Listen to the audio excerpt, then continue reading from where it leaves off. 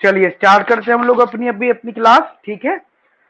और last class के अंदर हम लोगों ने जो टॉपिक डिस्कस किया था, जो कि हमारा चल रहा है, वो क्वेश्चंस चल रहे हैं, जिसमें हम लोग गाइस मार्शल एंड डिमांड को सॉल्व कर रहे हैं। देखिए ये जो टॉपिक मैं आपसे डिस्कस कर रहा हूँ, ये एडवांस इकोनॉमिक्स या एडवांस माइक्रो इकोनॉमिक्स का पार्ट है। अब ये मान के चलो कि आपको एक बेसिक लेवल की माइक्रो तो सबको आती है, लेकिन एग्जाम में कुछ क्वेश्चंस ऐसे होते हैं जो हर कोई अटेम्प्ट नहीं कर पाता। यानी माइक्रो इकोनॉमिक्स में वो जो क्वेश्चन की लिस्ट मैंने बताई है, उन्हीं वैरायटीज के क्वेश्चंस आते हैं। एंड हाँ, एक बहुत अच्छी इन्फॉर्मेशन ये है, हमारे एक स्टूडेंट है और जिनके मार्क्स सबसे ज्यादा थे सीयूईटी में, उन्होंने टॉप 20 में अपनी रैंक हासिल करी है। आई थिंक 11th या 12th रैंक है उनकी, ठीक है। तो बहुत अच्छी बात है कि हमारे यहाँ का स्टूडेंट टॉप 20 में आया है। अभी तक जो पहली लिस्ट आई है उसके अंदर अराउंड राउंड अभी परसों तक तो मुझे 11 मैसेजेस आ गए थे बच्चों के कि हमारा सिलेक्शन हो गया। एंड उसके बाद में मेरे पास में 7-8 मैसेजेस और आ गए हैं, ठीक है। तो मोरलेस 17-18 स्टूडेंट्स का भी डीएससी में, देखो मैं डीएससी की बात कर रहा हूँ, इसका मतलब ये नहीं है कि सिर्फ डीएससी है, काफी लोगों का जेएनयू भी आया, ठीक है। बाकी हम सिर्फ अभी डीएससी के रिजल्ट की बात कर रहे हैं, ठीक है। अदरवाइज उसके अलावा जितने भी हमारे लोग हैं, जितने भी हमारे स्टूडेंट्स हैं, वो सबके सब कहीं ना कहीं फिट हो चुके हैं। अभी परसों 2 लोगों का कॉल आया था, एक का नाम आई थिंक इशिता और एक का नाम प्रेरणा, शायद आई थिंक ये नाम था। वो उनका शिव नादर हो गया, दोनों का। देखो दोनों फ्रेंड्स, दोनों साथ, जिन दोनों ने साथ में कोचिंग ज्वाइन करा, दोनों कॉलेज में एक साथ, ठीक है। इवन दोनों स्कूल में एक साथ, दोनों स्कूल में सेम फ्रेंड्स, कॉलेज में सेम क्लास, ठीक है। उसके बाद में सेम कोचिंग, साथ साथ आना जाना, और सेम ही इन दोनों का शिवनादर हो गया, ठीक है। तो बहुत अच्छी बात है कि स्कूल लेवल से शुरुआत हुई और मास्टर लेवल पे दोनों साथ में। तो काफी लोग ऐसे जिनका सिलेक्शन हो गया। तो मैं आप लोगों को बस यही बताना चाहूंगा कि परेशान नहीं होना है, बस अपनी पढ़ाई पे फोकस रखो। अभी ये टेंशन नहीं लेनी कि सिलेक्शन कहाँ होगा, कैसे होगा। अब सिर्फ अपने पढ़ने पे ध्यान दो, जितना आपको पढ़ाया जा रहा है। जो भी मैंने आपको रिकॉर्डिंग्स वाला पोर्टल बताया था, उसको भी अपने एक पेज पे रखो, ठीक है। और एक तो आप, हमारी एक स्ट्रेटेजी होती है जो हम लोग पढ़ा रहे होते हैं, एक आप अपनी भी एक स्ट्रेटेजी बनाओ, ठीक है। अपनी आप स्ट्रेटेजी बनाओ, क्योंकि आपको ऑलमोस्ट सिलेबस सीयूईटी का और आईआईटी जैम का, ये 2 सिलेबस अपने माइंड में रखो, और इन सिलेबस के बेसिस पे अपनी एक स्ट्रेटेजी बनाओ कि मेरे को इतने महीनों में इतना टॉपिक्स या इतना इतने सिलेबस कवर करना है। समीर सर के साथ में, सुधीर सर के साथ में तो कवर करना ही करना है, मुझे अपने एंड पे भी कवर करना है। हाँ, गाइडेंस हम इन दोनों से लेंगे, मेनली समीर सर से गाइडेंस लेंगे। पोर्टल है हमारे पास, जैसे कि आपको पता है, क्वेश्चन है, असाइनमेंट है, मॉक टेस्ट है, सब कुछ है, ठीक है। तो आप पढ़ना स्टार्ट कर दीजिए, बिल्कुल भी टेंशन नहीं लीजिए। मैंने आपको लास्ट क्लास के अंदर जो टॉपिक, जो क्वेश्चन कराया था, वो था एलन सब्स्टिट्यूट का, ठीक है। वो क्वेश्चन था बेटा एलन सब्स्टिट्यूट। मैं आप लोगों को यहाँ पर बता देता हूँ एलन सब्स्टिट्यूट, ये क्वेश्चन था,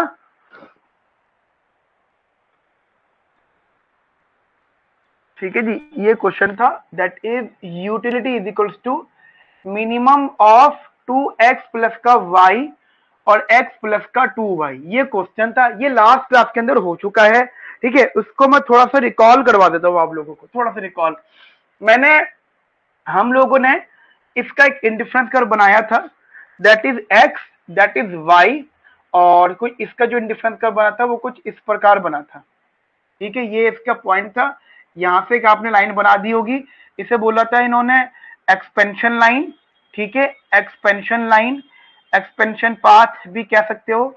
जो पॉइंट होता है इसे हम किंग पॉइंट कहते हैं, ठीक है। और ये इसका इंडिफरेंस कर्व होगा, ये हमने लास्ट क्लास में डिराइव कर लिया था, अगर आपको याद हो अच्छे से।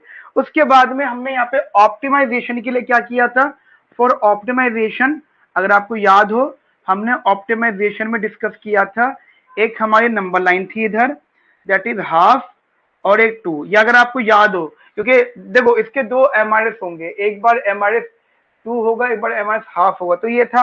तो यहाँ पे आपके 5 केस बने थे, जैसे case number 1, when the price ratio is less than half, तो यहाँ पे ओनली एक्स आया था, m/p1 and y equals to 0। मैं आपको रिकॉल करवा रहा हूँ, ठीक है। मैं आपको थोड़ा सा रिकॉल करवा रहा हूँ, थोड़ा सा याद दिला रहा हूँ कि कैसे कैसे चीजें थी। दूसरा, when the price ratio is equals to half, then the answer is basically what, x is equals to m by p1 to king, और किंग की वैल्यू थी दैट इज m अपॉन में p1 प्लस p2। भूल गए हो तो recall कर लीजिए कॉपी के पेज पलटकर। एंड यहीं पर y की वैल्यू जीरो थी एंड ये थी m by p1 plus p2। Third case था when the price ratio is less than half, more than half and less than 2। यहाँ पे जो x का आंसर आया था वो आया था m अपॉन में p1 plus p2 and y का आंसर आया था m अपॉन में p1 प्लस p2। ठीक है, तो इसमें x और y का आंसर m अपॉन में p1 plus p2, m upon में p1 प्लस p2 आंसर आया था। राइट, यहाँ तक मेरी बात आपको समझ में आ गई। एंड आफ्टर दैट हमारा फोर्थ केस बना था यहाँ पे, that is price ratio is equals to 2। Price ratio is equals to 2, price ratio जो है वो 2 के बराबर होगा।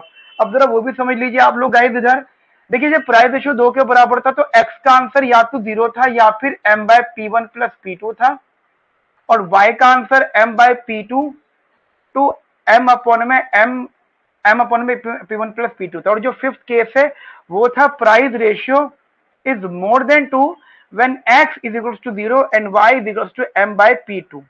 ये आपको ये क्वेश्चन था।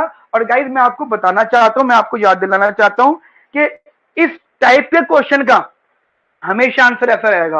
अब आप बोलो सर हमेशा का मतलब क्या होता है? देखो इतना होगा कि आपका स्लोप बदल सकता है, इतना होगा कि आप लोगों के यहाँ पे स्लोप बदल सकता है। मतलब यहाँ पे लिखा है 2x प्लस का y, x प्लस का 2y, यहाँ पे 3 हो सकता है, कुछ भी आगे पीछे हो सकता है, लेकिन ये बात कंफर्म होगी कि यहाँ पे जब अब आईसीस का हमेशा ऐसे बनेगा। अगर इस प्रकार का रहेगा, कांस्टेंट वैल्यूज अगर बदल जाती है तो कोई फर्क नहीं पड़ता, आईसीस का ऐसे रहेगा। एक बात हो गई।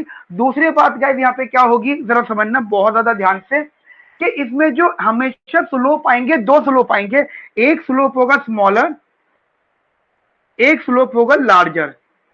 ठीक है, यहाँ पे सिर्फ आपके 2 स्लोप आएंगे, एक स्लोप होगा स्मॉलर और एक स्लोप होगा लार्जर। मैं रिपीट कर रहा हूं, सिर्फ 2 प्रकार के स्लोप आएंगे, एक स्लोप होगा स्मॉलर और एक स्लोप होगा लार्जर। अब आप समझिएगा, देखिए जब भी हम हाफ की बात कर रहे हैं तो हाफ को हम स्मॉलर स्लोप बोल रहे हैं, और जब भी हम 2 की बात कर रहे हैं तो हम लार्जर स्लोप बोल रहे हैं। ठीक है, लार्जर एमआरएस या लार्जर स्लोप। आपके मन में अभी भी डाउट आ रहा है कि सर नहीं बात समझ में आ रही। सोचो अगर यूटिलिटी फंक्शन होता है ये मिनिमम ऑफ 2x प्लस का 3y कॉमा 3x प्लस का 2y। अब क्या क्या स्लोप होता, एक स्लोप होता 2/3 और एक स्लोप होता 3/2।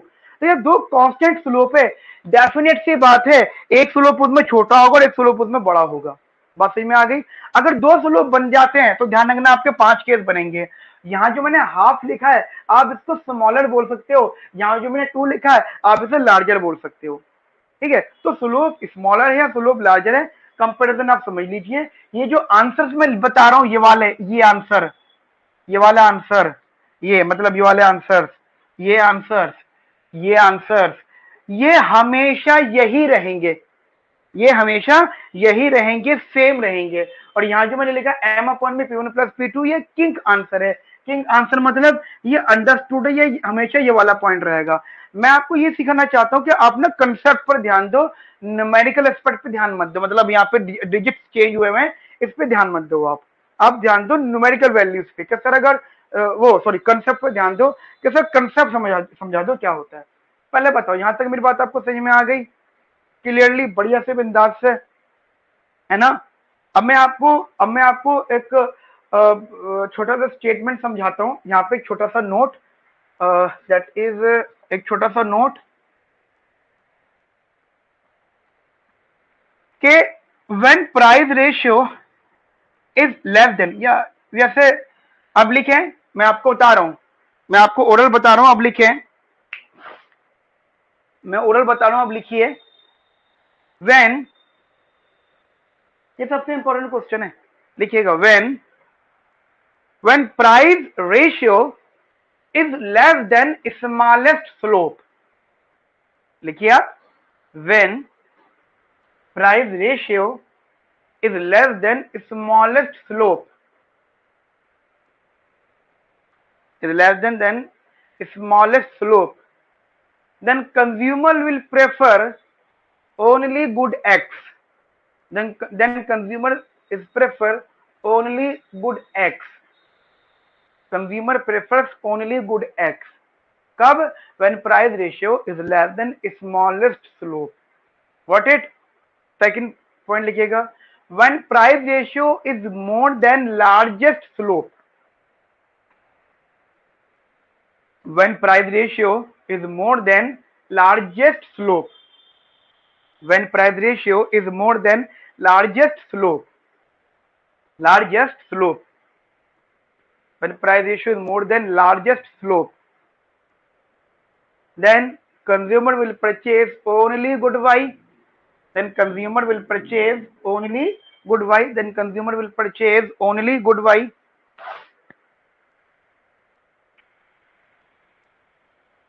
अगला लिखिएगा, अगली लाइन में, when price ratio lies between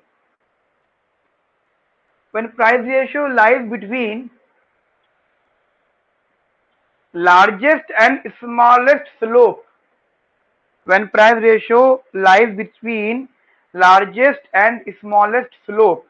When price ratio lies between largest and smallest slope, then he will be at kink point. Then he will be at kink point. Then he will be at kink point. Then he will be at kink point. ध्यान रखना, मैं answer नहीं बता रहा हूं, मतलब numeric value नहीं बता रहा हूं, मैं आपको कंसेप्ट समझा रहा हूं, ठीक है।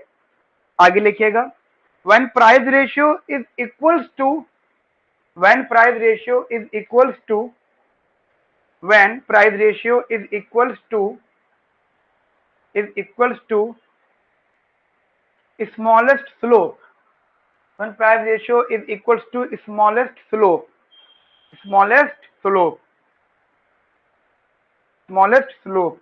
then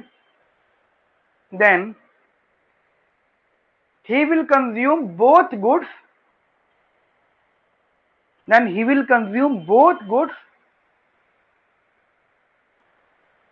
But his preference is more on good X.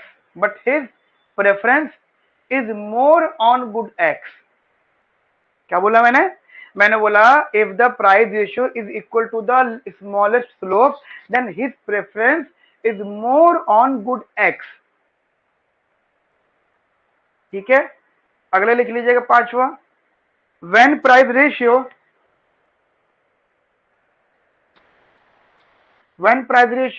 is equals to largest slope. When price ratio is equals to largest slope, then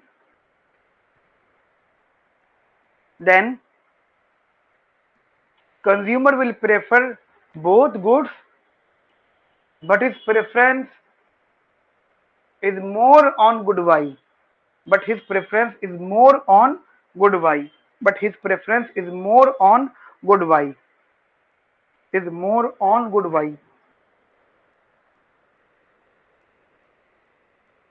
ठीक है, ये यहां तक कि आप मेरी बात समझ में आ गई। अच्छा, इसका ना मैं अभी आपको हिक्स नहीं बता रहा हूं, ठीक है, वो इस वजह से क्योंकि जब हम सलस्की वगैरह टॉपिक पढ़ेंगे तब मैं इसका हिक्स आपको बता दूंगा। अभी हम सिर्फ उन्हें क्वेश्चंस में ऑप्टिमाइजेशन या मार्शियलिन को सॉल्व करने पे फोकस करते हैं, ठीक है।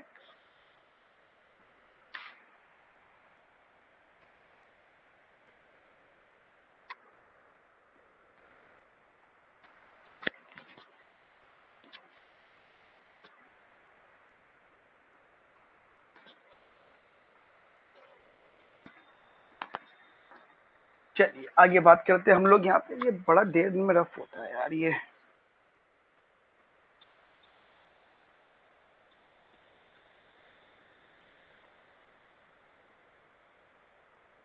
चलिए आगे बात करते हैं। नेक्स्ट जो क्वेश्चन हम लोग यहाँ पे उठा रहे हैं वो है, मैं एक बार देख लेता हूँ। हमने ये कर लिया, वेल बिहेव्ड हो गया, पता है लीनियर हो गया। अच्छा, एक क्वेश्चन हम लोग यहाँ पे रख लेते हैं, that is utility is equals to root x plus का रूट वाई। ठीक है बेटा, तो अब इसको सॉल्व कैसे करना है?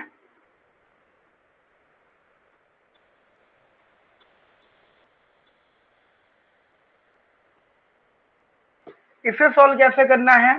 देखिए हमारे पास जो बजट कंस्ट्रेंट है वो है P1x प्लस का P2y is equals to income, और मैंने इसका MRS निकाला, दैट इज MUX अपॉन में MUY। जरा समझिएगा आप, MUX अपॉन में MUY, MUX आ जाएगा 1 अपॉन में 2√x, MUY आ जाएगा 1 अपॉन में 2√y। ठीक है, यहां से ये कैंसिल आउट, इसकी मल्टीप्लाई इधर, इसकी मल्टीप्लाई इधर, तो ये मिल गया आपको √y अपॉन में √x। ठीक है, √y अपॉन में √x।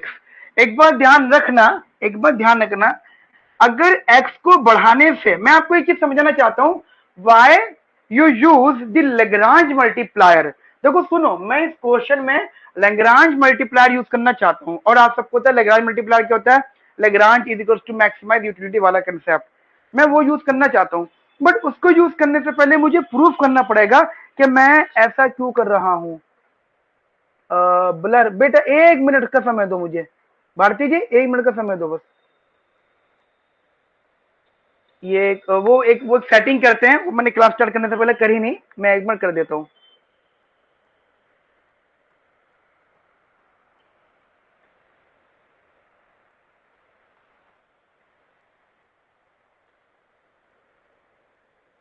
अब नहीं होगा बुलेट बेटा, ठीक है। तो हमें यहाँ पे लेग्रांज मल्टीप्लायर यूज करना होता है। तो एक ना मेथड बता रहा हूँ, मैंने ना बहुत सारे मेथड्स हैं, अब मैं काफी लोगों को सिखाता हूँ, जो लोग मुझसे अंडर ग्रेड में पहले पढ़ते थे, तो मैं काफी कुछ मेथड सिखाना चाहता था, मैं सिखाता भी था। देखिए जिस सिचुएशन में आप लोग अभी सारे हो, अभी आप एंट्रेंस की प्रिपरेशन कर रहे हो, तो यू आर स्टिक कि सर एक क्वेश्चन है और उसका सोल्यूशन ये है, राइट। लेकिन मुझे एक्चुअल पता है कि किसी भी क्वेश्चन का कोई सोल्यूशन है और उस सोल्यूशन में कोई मेथड यूज कर रहे हैं, तो उस क्वेश्चन में वही मेथड क्यों यूज हो रहा है, ये भी एक बहुत बड़ी नॉलेज होती है। मान लो कोई क्वेश्चन सॉल्व कर रहे हैं, उस क्वेश्चन का सोल्यूशन में कोई मेथड यूज कर रहे हैं, why we use only that method, why not other. तो उसके लिए भी डिटेल नॉलेज, ऐसा नहीं कि मैं एक ही क्वेश्चन से आपको समझा पाऊं, डिटेल नॉलेज होती है। तो मेरी रिक्वेस्ट सब लोगों से हमेशा ये रहती है कि आप लोग लाइव क्लास में तो मेरे साथ पढ़ते रहो, लेकिन अगर आपको एक्चुअल नॉलेज चाहिए तो जो मेरा रिकॉर्डेड पोर्टल है मुझसे पूछ लो। जैसे मैंने आपको समझा दिया है कि माइक्रो इकोनॉमिक्स के फोल्डर पर जाना, वीडियोस पर जाना, लेवल 1 पे जाना, वहां पे कंसेप्ट और न्यूमेरिकल दोनों चीजें उनको देख देना, देख लेना उनको सबको। जब उसको देख लोगे तो आप देखना आपको मेरी क्लास बहुत ही अच्छी समझ में आएगी, बहुत बहुत ज्यादा अच्छी, और इसमें एंड ऑफ द डे आपका फायदा है। आप सोचोगे सर ये कहानी क्यों बता रहे हो, सुनो, ये जो क्वेश्चन है, ये जो क्वेश्चन है, ये कौन सी कंट्री के लिए वैलिड होता है, ये बात मैंने वहां बताई है। अब बोलो सर आप यहाँ भी बता दो क्या फर्क पड़ रहा है, बता ना, मैं बता सकता हूँ, लेकिन गाइस बहुत सारी बातें हो जाएंगी। एक क्वेश्चन 2 घंटे ले जाएगा, मैं आपको डेटा में दे सकते हैं ये चीज, एक क्वेश्चन 2 घंटे ले जाएगा, मैं अगर इसी क्वेश्चन पे सेंटी हो जाऊं। समझ में आई मेरी बात? अब जरा सुनो, ये कौन सी कंट्रीज के लिए वैलिड है प्रेफरेंस, मैं आपको बताता हूं, ये हाईली पुअर कंट्री के लिए वैलिड है, मतलब जो बहुत ही ज्यादा गरीब होती है। ये वो जो अफ्रीका की जो वो कंट्रीज है ना, आदि मानव वाली कंट्रीज टाइप है ना, आदिवासी टाइप जो ट्राइब्स हैं, जो ट्राइब वगैरह हैं, जिनका जिन तक अभी भी बहुत सी फैसिलिटी नहीं पहुंची है, ये उन वैरायटीज के लिए। यहाँ पे जो एक्स है वो नेसेसरी कमोडिटी, और जो वाई है वो भी नेसेसरी कमोडिटी है। यानी ये लोग कभी भी अपनी जिंदगी में लग्जरी कमोडिटी कंज्यूम नहीं करेंगे। डेवलपिंग, और भारती जी आपने बिल्कुल सही बोला, बिल्कुल ठीक बोला, लेकिन मैं आपको एक बात बताना चाहता हूं, डेवलपिंग अंडर डेवलपिंग वो होती हैं जो रूट एक्स प्लस वाई की होती हैं। जैसे India is developing not developed, तो लेकिन इंडिया में अलग प्रेफरेंस यूज होता है। अब आप लोग अफ्रीका की कंट्रीज का इमेजिनेशन करो, जो मैं ज्यादा डिटेल में नहीं जा रहा, बट आपको पता होगा बहुत सी कंट्रीज बहुत ही ज्यादा गरीब है, बेचारी बहुत ही ज्यादा गरीब। ध्यान रखना, जब दोनों के दोनों कम्युनिटी नेसेसिटीज होते हैं, यानी अगर मैं अपनी बात करूं, अगर मैं अपना इनकम का सारा रुपया सिर्फ हमेशा रोटी कपड़ा मकान पे खर्च कर रहा हूं, इसका मतलब मैं गरीब हूं भाई, और मैं अमीन नहीं हो सकता कभी भी। वो सुना है ना, गरीब आदमी चला हमेशा गरीब क्यों रहता है, क्योंकि वो उतने कमाता है जितनी उसकी डेली बेसिस की नेसेसिटीज कंज्यूम होती है, या तो फूड और क्लॉथ। या दो दो तीन आप नेसेसिटीज मान लो, वो कब आपने देखो आज की डेट में ना जाने कितने लोग ऐसे होंगे जो शायद जिंदगी में कभी बाइक भी नहीं ले पाते हैं, कार तो बहुत दूर की बात है। जो काफी लोग ऐसे हैं जो जिंदगी भर अपने रेंट पे ही निकाल देते हैं, रेंट के घर में अपना घर नहीं ले पाते हैं। या बहुत से लोग ऐसे हैं जो झुग्गी झोपड़ी में अपना पूरी जिंदगी निकाल देते हैं, इनफैक्ट रेंट भी नहीं ले का घर नहीं ले पाते हैं, समझ लो। तो वो कैसे वो उन लोगों की एग्जाम्पल, मतलब उन लोगों का एग्जाम्पल डिस्कस कर रहा हूँ। वो कंट्री है, वो पीपल जो हाईली पुअर हो, ठीक है। अब सुनो यहाँ पे जरा ध्यान से, अगर x को, अब मैं बता रहा हूँ why we use the Lagrange multiplier, because we have to use the Lagrange multiplier, ये कंफर्म क्लियर है। लेकिन वाई देखो मेथड, अगर मैं x को बढ़ाता हूं और अगर MRS कम होता है तो इस बात से ये रिजल्ट मिलता है कि जो प्रेफरेंस है वो स्टिकली कॉन्वेक्स प्रेफरेंस है, और जो कमोडिटीज हैं वो गुड इन नेचर हैं। ऑब्वियसली बात है, नेसेसरी कमोडिटीज अच्छी ही होंगी, और जो बेसिकली इक्विलिब्रियम कंडीशन होगी यहाँ पे टेंजेंसी नेसेसरी होगी, और जो यहाँ पे इक्विलिब्रियम कंडीशन होगी वो होगी मतलब slope of IC is equal to slope of budget line. जब भी तुम ये देख लो कि टेंजेंसी नेसेसरी हो गई, then we can use Lagrange multiplier.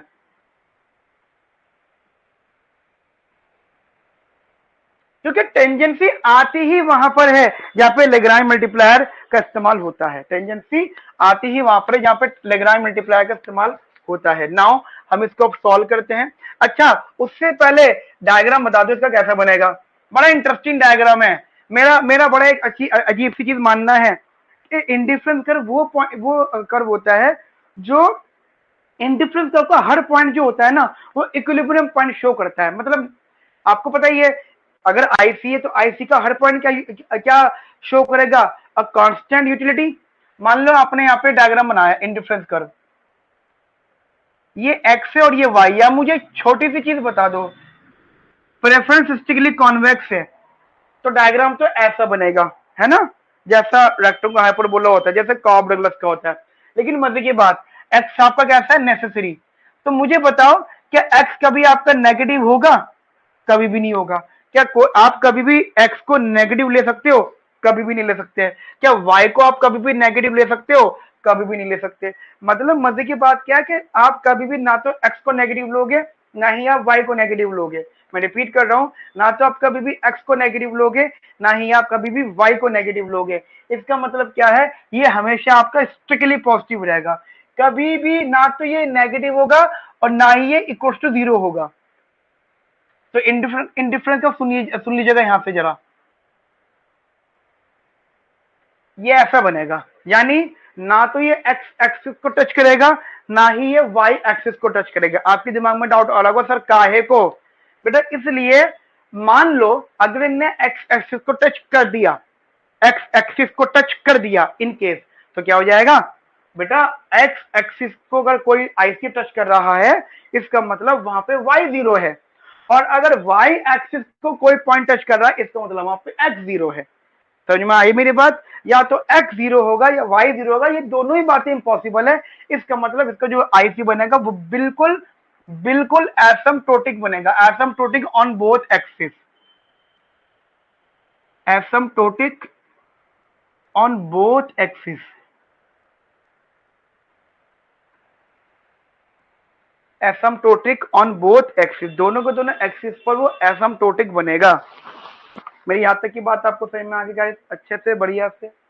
अब सुन लीजिए आप Lagrange multiplier. Now use Lagrange multiplier, root x plus का रूट वाई प्लस का लैम्डा एम माइनस का P1 एक्स माइनस का P2 वाई। ठीक है, 2 मिनट का समय दूंगा मैं आपको, इसको डिफ्रेंशिएट करो। पहले आप इसको एक्स की रिस्पेक्ट में करो, फिर आप इसको वाई की रिस्पेक्ट में करो, और फिर आप इसको लैम्डा की रिस्पेक्ट में करो। चलो जल्दी से करो, मैं 2 मिनट का समय दूंगा। इतने मैं पानी वगैरह पीता हूँ, आप भी इसको सॉल्व करके देखो। 2 मिनट में आया बस मैं पानी वगैरह पीकर।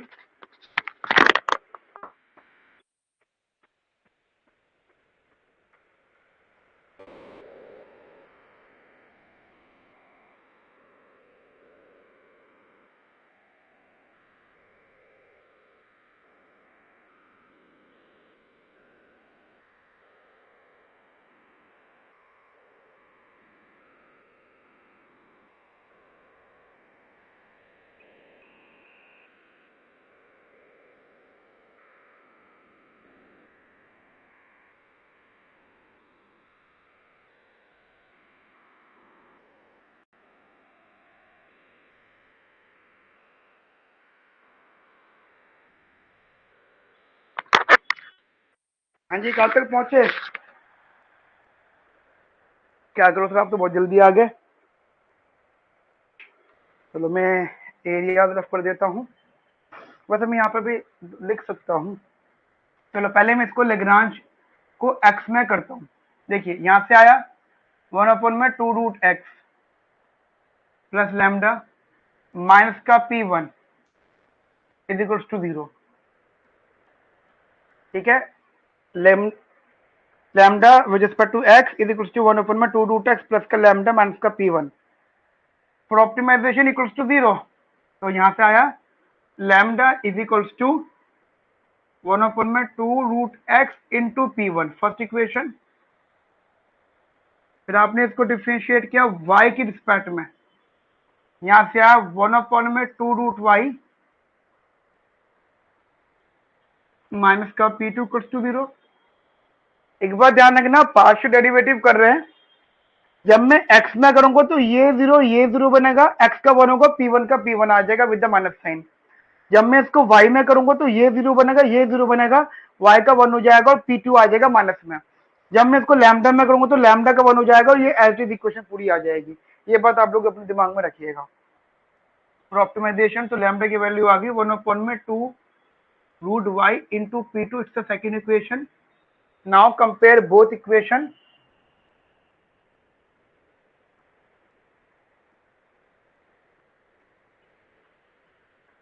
तो ये आ गया आपका 1/2 P1 root x 1/2 P2 root y। 2 से 2 कैंसिल आउट और थोड़ा बहुत इसको सिंप्लीफाई अगर आप कर सकते हो तो ये बन गया आपका root y root x is equals to P1/P2।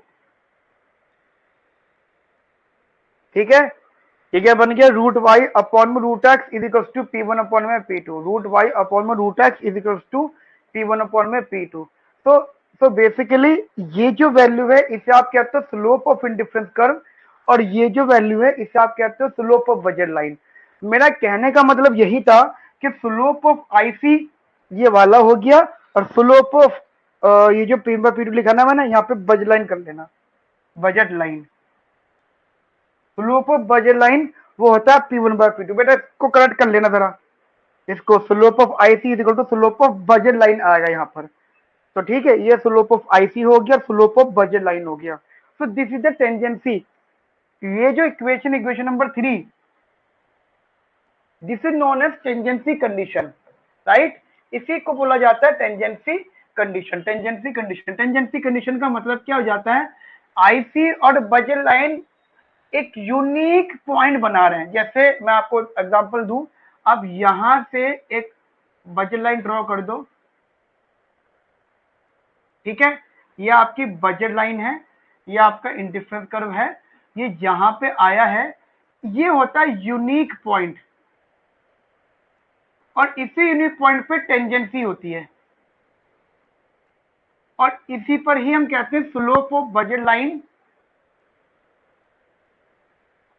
Is equal to slope of IC. समझ में आ गई मेरी बात आपको? Slope of budget line is equal to slope of IC.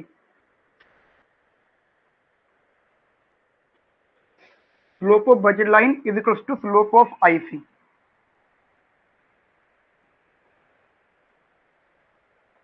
Clear? चलिए यहां से क्वेश्चन उठा लेता हूं मैं। Root y root x is equal to P1/P2। थोड़ा सा सिंप्लीफाई कर लेते हैं हम।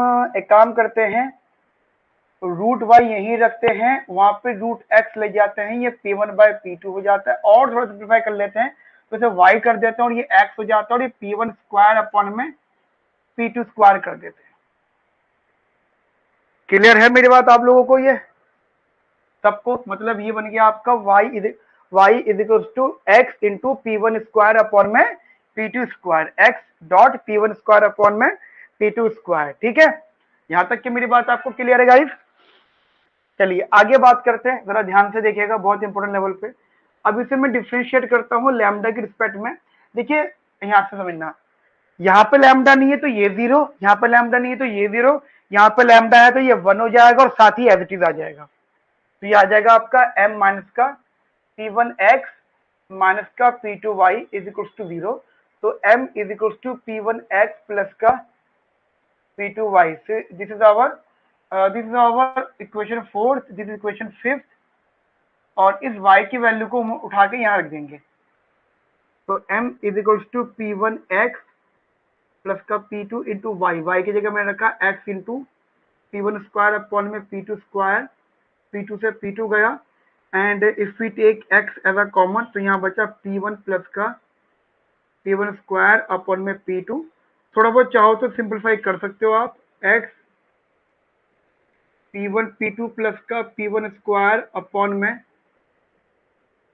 p2, बिल्कुल ठीक है। एंड ये m के बराबर था तो ये x इज इक्वल टू आ गया p2 m अपॉन में p1 p2 प्लस का p1 का स्क्वायर, ठीक है। ये मेरी x की वैल्यू आ गई। अब y की वैल्यू के लिए क्या करूंगा मैं, इस वैल्यू को उठा के, ये वैल्यू को उठा के हम लोग यहां प्लॉट कर देंगे। Then y is equals to, वो था यहाँ पे x into p1 square upon में p2 स्क्वायर, तो ये वापस वही वैल्यू आ गई y इज इक्वल्स टू, ये वैल्यू मैंने यहाँ पुट कर दी p2m अपॉन में p1 p2 प्लस का p1 को square into p1 square upon में p2 का स्क्वायर।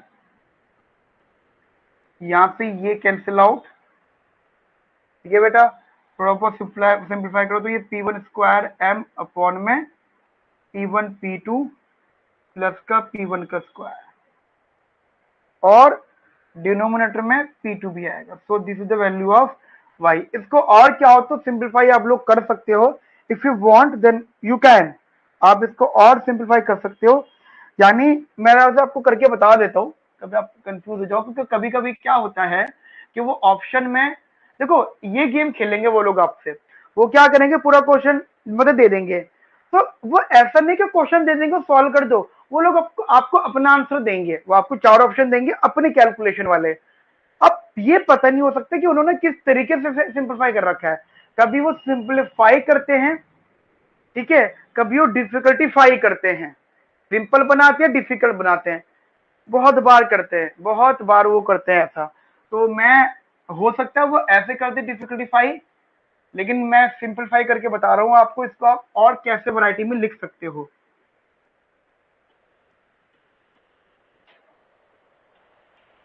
ठीक है जी। आप इसको और कैसे कैसी वैरायटीज में बेसिकली लिख सकते हो। तो y की वैल्यू जैसे है p1 स्क्वायर m अपॉन में p2 into p1 p2 plus p1 का स्क्वायर। हमने क्या करा, p1 से डिवाइड कर दिया दोनों जगह, p1 स्क्वायर अपॉन में p1, और यहां पर भी डिवाइड कर दिया p1 plus p1 p2 plus p1 का स्क्वायर, इसे भी हमने p1 से डिवाइड कर दिया। तो यहां से तो एक ही गया, यहां बचा p1m, और यहां वाला p1 जब यहां गया तो यहां से ये कैंसिल आउट होगा, p2 बचेगा, वहां से वो कटेगा, तो दैट इज p1 बचेगा। अंदर मल्टीप्लाई करते ये p1m अपॉन में p2 square plus p1 p2। देखो कितनी इंटरेस्टिंग चीज है, सिंप्लीफाई हो गया। यानी x is equal to p2m है, तो y is equal to p1m है न्यूमरेटर में, और यहाँ पे डिनोमिनेटर में p1 p2 plus p1 square है, और यहाँ पे डिनोमिनेटर में p1 p2 plus p2 square है। तो ये टेक्निक्स हैं, वो आपको क्वेश्चन में दे देंगे, 4 ऑप्शन देंगे, बस वो डिनोमिनेटर को माइनस से डिफरेंस कर देंगे। 99.99% स्टूडेंट ये सोचते हैं कि किसी भी कैलकुलेशन में डिनोमिनेटर एक ही रहता है, जो कि रहता भी है। मोस्टली क्वेश्चन ऐसे होते हैं कि उनमें डिनोमिनेटर एक ही नेचर का रहता है, लेकिन यहाँ पे आप देखो बदल गया डिनोमिनेटर, जैसे वैल्यूज बदले वैसे डिनोमिनेटर बदल गया। मुझे बताओ यहाँ तक मेरी बात आपको समझ में आ गई? जल्दी से नोट कर लीजिए, फिर मैं अगला क्वेश्चन करवाता हूँ। देखो ये जो क्वेश्चन मैं करवा रहा हूँ, इन्हें अगर आपने सीख लिया तो काफी हद तक आपको एक माइक्रो इकोनॉमिक्स अच्छे से समझ में आ जाएगी, काफी हद तक।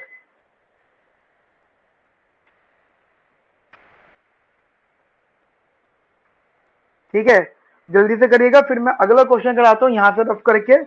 हमारा ये क्वेश्चन हो गया, मिनिमम वाला हो गया। अब हम दूसरे वैरायटी के क्वेश्चन करते हैं, that is minimum of 4x वाला। मैं ये वाला रफ कर देता हूँ यहाँ से।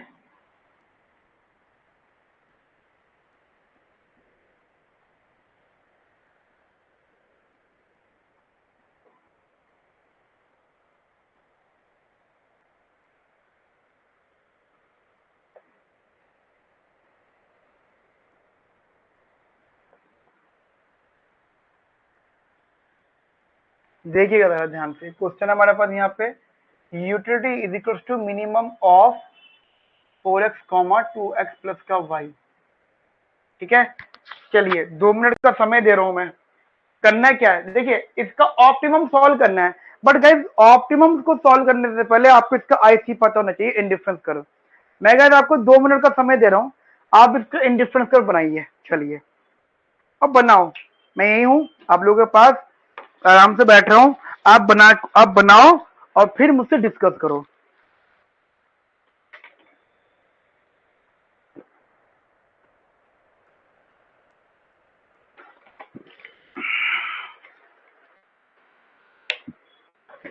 चलिए 2 मिनट का समय लो और बनाइए।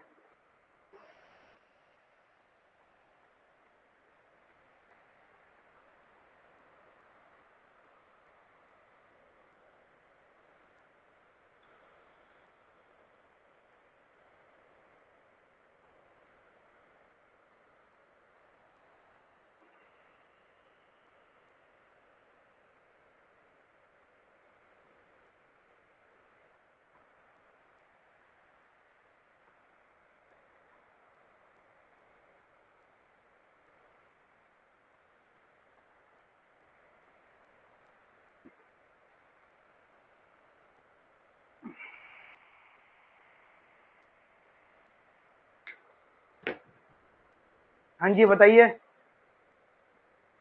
चलो देखो एक बात ध्यान रखना, मैं आपको क्यों कह रहा हूँ आईसी, आप सोच आईसी की जरूरत थोड़ी है। हाँ आईसी पता होनी चाहिए इन टाइप के क्वेश्चंस के। जब भी आपको आईसी बनाना हो तो आपको यूटिलिटी कुछ एज्यूम करनी पड़ेगी। मैं काम करता हूँ यूटिलिटी को 8 मान लेता हूँ, 8। आप बोलो सर ऐसा क्यों, बस आसान करने के लिए।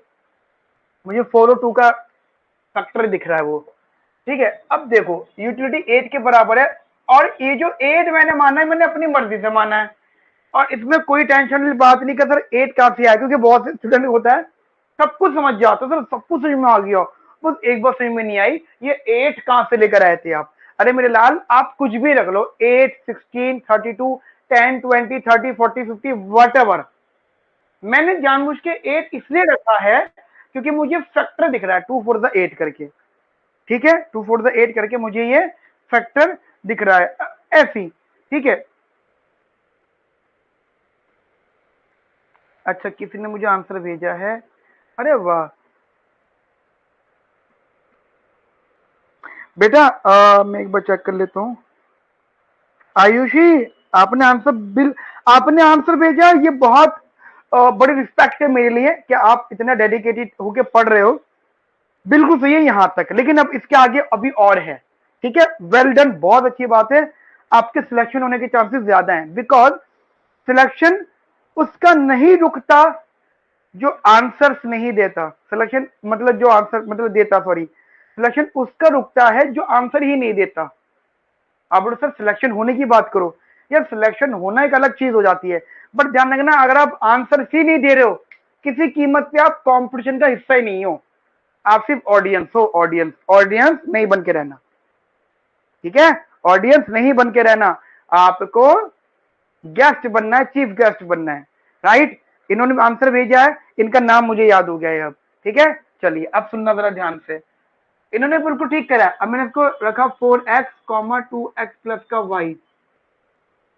मुझे नहीं पता कि इनमें से क्या मिनिमम है, हो सकता है 4x मिनिमम हो, या हो सकता है 2x प्लस का y मिनिमम हो।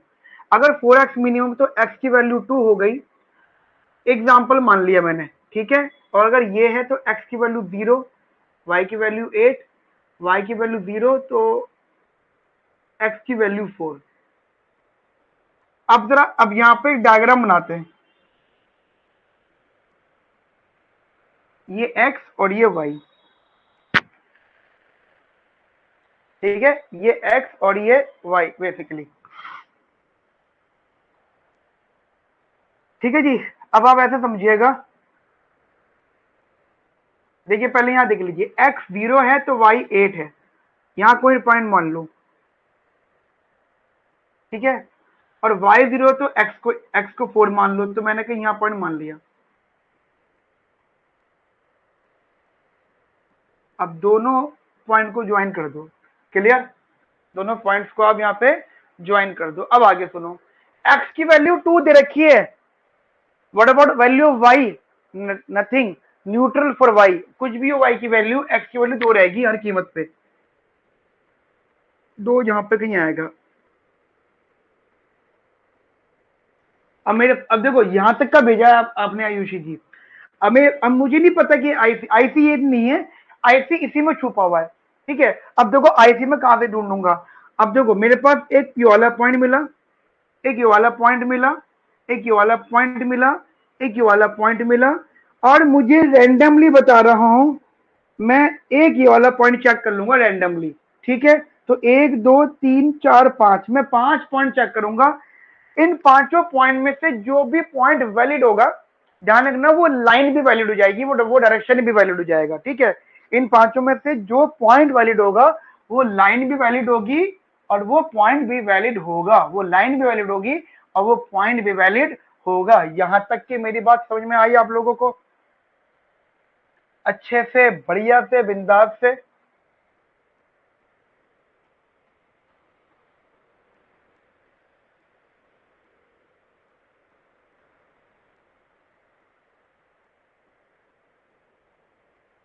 जरा ऐसा समझिएगा चीजों को ध्यान से।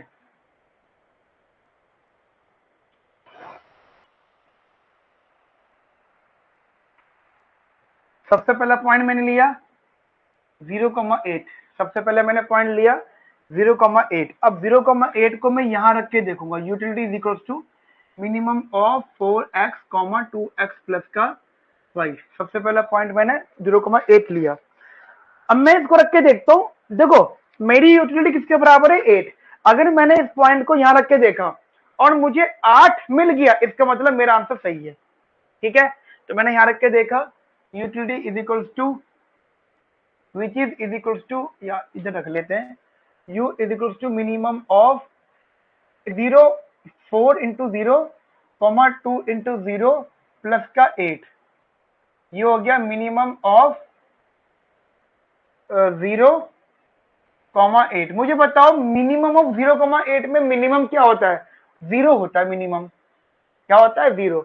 मुझे चाहिए क्या था, 8, समझो मैंने अपनी यूटिलिटी 8 एज्यूम करी है, तो उनके पॉइंट को रखे हुए तो मुझे 8 ही मिलनी चाहिए, तो मेरी यूटिलिटी किसके बराबर होनी चाहिए, 8 के बराबर। किसके बराबर होनी चाहिए, 8 के बराबर, ठीक है ना गाइस, 8 के बराबर। तो मैंने ये मान लो 8 के बराबर मैंने ये यूटिलिटी मान ली, ठीक है। तो अब जरा सुनिएगा, विच इज ऑब्वियसली बात है not possible, this point is not possible. क्यों, क्योंकि 0,8 रख के मुझे यूटिलिटी नहीं मिल रही है, तो ये पॉइंट भी, ये लाइन भी गई। अब मैं रख के देखूंगा 2,0, 2,0,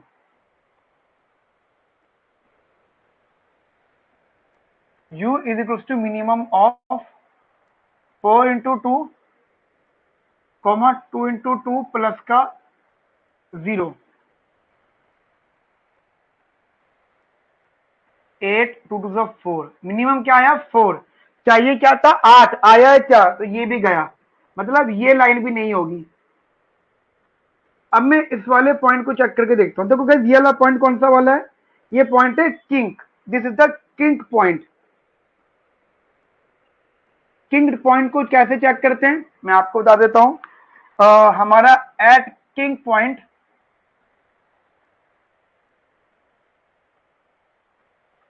ये दोनों वैल्यूज बराबर होती हैं, 4x is equal to 2x plus का y। तुम देखो ये दो लाइनें क्रॉस कर रही हैं, ये जो लाइन है ये 4x इक्वल टू 8 की है, ये जो लाइन है ये 2x plus Y equal to 8 की है। तो आपने इसको सॉल्व किया तो ये आया 4x माइनस का 2x is equal to Y. फिर आपने इसको बजट लाइन के अंदर, मतलब आपने इसको बजट लाइन के अंदर पुट करके देखा, एक जनरल लेवल या ऐसे भी रख सकते हो, और फिर आपने इसको 8 के बराबर रख के देखा। अब समझिएगा, तो जैसे आपने इसको 8 के बराबर रख के देखा तो x की वैल्यू एक तो 2 आ गई, अगर x की वैल्यू 2 है तो y की वैल्यू 4 आ गई, क्योंकि y किसके बराबर है 2x के, y किसके बराबर है 2x के। समझ में आई मेरी बात? कुछ नहीं है, सिंपल कैलकुलेशन है भाई। इन दोनों इक्वेशन को सॉल्व कर दो, then you will get what, you will get x equal to 2 y equal to 4। ठीक है, तो हमारे पास बंडल मिल गया ये वाला, दैट इज 2,4। बंडल मिल गया ये वाला 2,4। ठीक है, ये वाला बंडल कौन सा मिला 2,4। रख के देखो, minimum of minimum of 4x 2x plus का y।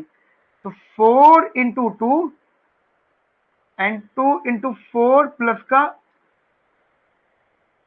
2 इंटू 2 प्लस का 4। तो ये आ गया utility is equal to minimum of 8, 2 to 4, 4 plus 4 8। क्या होगा मिनिमम इनमें से? Utility is equal to minimum of 8,8, ये होगा 8 के बराबर। मुझे चाहिए क्या था 8, आई क्या है 8, यानी ये वाली यूटिलिटी, ये वाला पॉइंट वैलिड है। This is the valid point, this is the valid point. ये जो पॉइंट होगा ये वैलिड पॉइंट होगा, ठीक है ना बेटा? यानी ये वाला पॉइंट वैलिड हो गया। अब कौन सा पॉइंट चेक करूंगा मैं? 4,0 को चेक करूंगा। Now we have to check 4,0।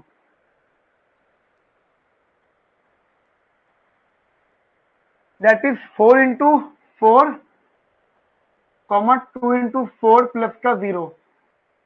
तो utility is equal to minimum of 4 4 16, 2 4 8। 16 8 में से मिनिमम क्या है 8, चाहिए क्या था 8, आगे गई है 8। ये वाला पॉइंट वैलिड है, मतलब ये पॉइंट वैलिड है, ये लाइन वैलिड है, मतलब ये पूरी लाइन वैलिड है।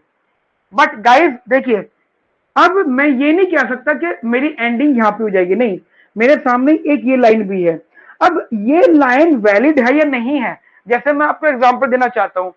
मैंने इस पूरी लाइन को चेक करने के लिए इस वाले पॉइंट को चेक किया, ये वाला पॉइंट वैलिड नहीं हुआ, तो ध्यान रखना ये वाली लाइन टिल यहां तक वैलिड नहीं होगी।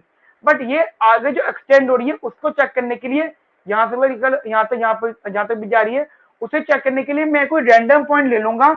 मान लो मैंने ये वाले रैंडम पॉइंट लिया, ध्यान रखना अगर ये रैंडम पॉइंट वैलिड हो गया तो ये लाइन भी वैलिड होगी, और अगर ये रैंडम पॉइंट वैलिड नहीं हुआ तो ये लाइन वैलिड किसी कीमत पे नहीं होगी। समझ में आई मेरी बात आप लोगों को? ये लाइन वैलिड नहीं होगी। तो चेक कर लेते हैं, ये वाला ये एग्जांपल हो जाएगा, इट इज 2,8। ये जो पॉइंट होगा इट इज 2,8। आप क्या हो कैसे? देखो ये तो 2 हो गया, और मैंने इसके कॉरेस्पॉन्डिंग बनाई है, कोई भी उठाओ रैंडम पॉइंट वट एवर। तो मैंने रखा 2,8। Utility is equal to minimum of 4x 2x plus का y। मैंने यहाँ पे रख के देखा इसको 4 इंटू 2, 2 इंटू 8, या 2 इंटू 2 प्लस का 8, ये हो गया 8, 2 टू 4, 4 प्लस 8 12। तो मिनिमम किसके आ गया 8 के बराबर। मिनिमम किसके बराबर आया 8 के बराबर। चाहिए क्या था 8, आगे क्या 8। इसका मतलब ये लाइन भी वैलिड है, तो मतलब ये लाइन यहां से और यहां से, ये लाइन यहां से और यहां से, अगर ये मैं एक्चुअल डायग्राम यहां बनाऊं तो मुझे फाइनल आईसी क्या मिला है आप मुझे बता दो? ये मिला है कुछ इस प्रकार, ये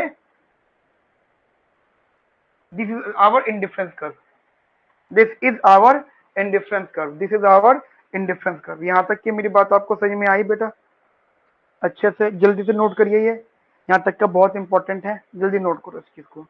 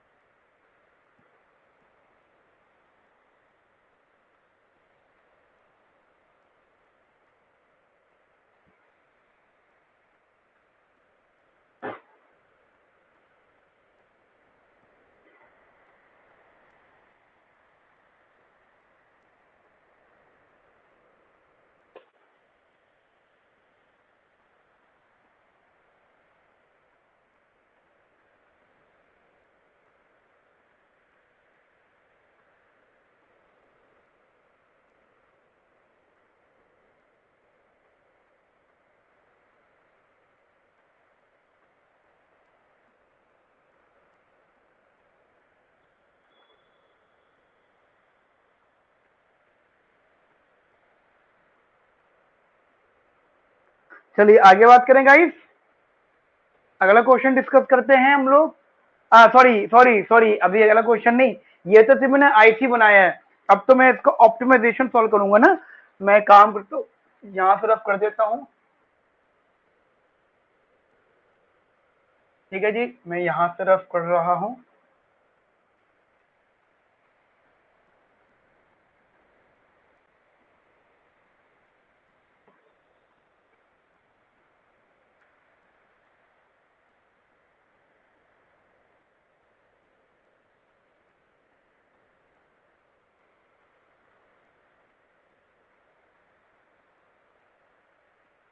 चलिए, फॉर ऑप्टिमाइजेशन हमारा सबसे पहले जैसे यूटिलिटी था minimum of 4x, 2x plus का y। ठीक है, और इसका जो इंडिफरेंस कर्व बना, ये x और ये y, ये बना कुछ इस प्रकार। ठीक है, ये बना कुछ इस तरीके से। तो इसको सॉल्व करने के लिए ऑब्वियस ही बात है, मुझे प्राइस इशू कंपेयर करना पड़ेगा। बट मुझे बताओ व्हाट अबाउट दी एमआरएफ। देखिए अब समझना, मेरे पास दो लाइनें हैं, एक लाइन ये वाली है और एक लाइन ये वाली है। ठीक है, मेरे पास दो लाइनें हैं, एक लाइन ये वाली है, एक लाइन ये वाली है और एक लाइन ये है। ठीक है, वी हैव टू लाइन्स। मैं आपको समझाने की कोशिश करूं, अगर आप इस लाइन की बात करते हो तो ये लाइन है utility is equal to 2x plus y के बराबर। ठीक है, अगर मैं इसी वाली लाइन की बात करता हूं तो ये है utility is equal to 2x plus y के बराबर। किसके बराबर बेटा? ये utility is equal to 2x plus y, utility is equal to 2x plus y, utility is equal to 2x plus y, ये इसके बराबर है। और ये वाली जो लाइन है आप समझिएगा, ये है utility is equal to 4x के बराबर। वर्टिकल लाइन, अगर आप इसके स्लोप की बात करते हो तो इसका स्लोप बन जाएगा 2। हॉरिजॉन्टल लाइन हो, सॉरी ये डाउनवर्ड स्लोप की लाइन हो गई, ये वर्टिकल लाइन है। वर्टिकल लाइन का फॉर्मूला क्या होता है? Del y by del x. क्या यहाँ पे डेल एक्स चेंज हो रहा है? नहीं, डेल वाई। तो इसका जो स्लोप होगा वो होगा इन्फिनिटी। वर्टिकल लाइन का स्लोप क्या होता है? इन्फिनिटी। हॉरिजॉन्टल लाइन का स्लोप क्या होता है? जीरो। वर्टिकल लाइन का स्लोप क्या होता है? इन्फिनिटी। हॉरिजॉन्टल लाइन का स्लोप क्या होता है? जीरो। मैं रिपीट कर रहा हूं, वर्टिकल लाइन का स्लोप क्या होता है? इन्फिनिटी। हॉरिजॉन्टल लाइन का स्लोप क्या होता है? जीरो।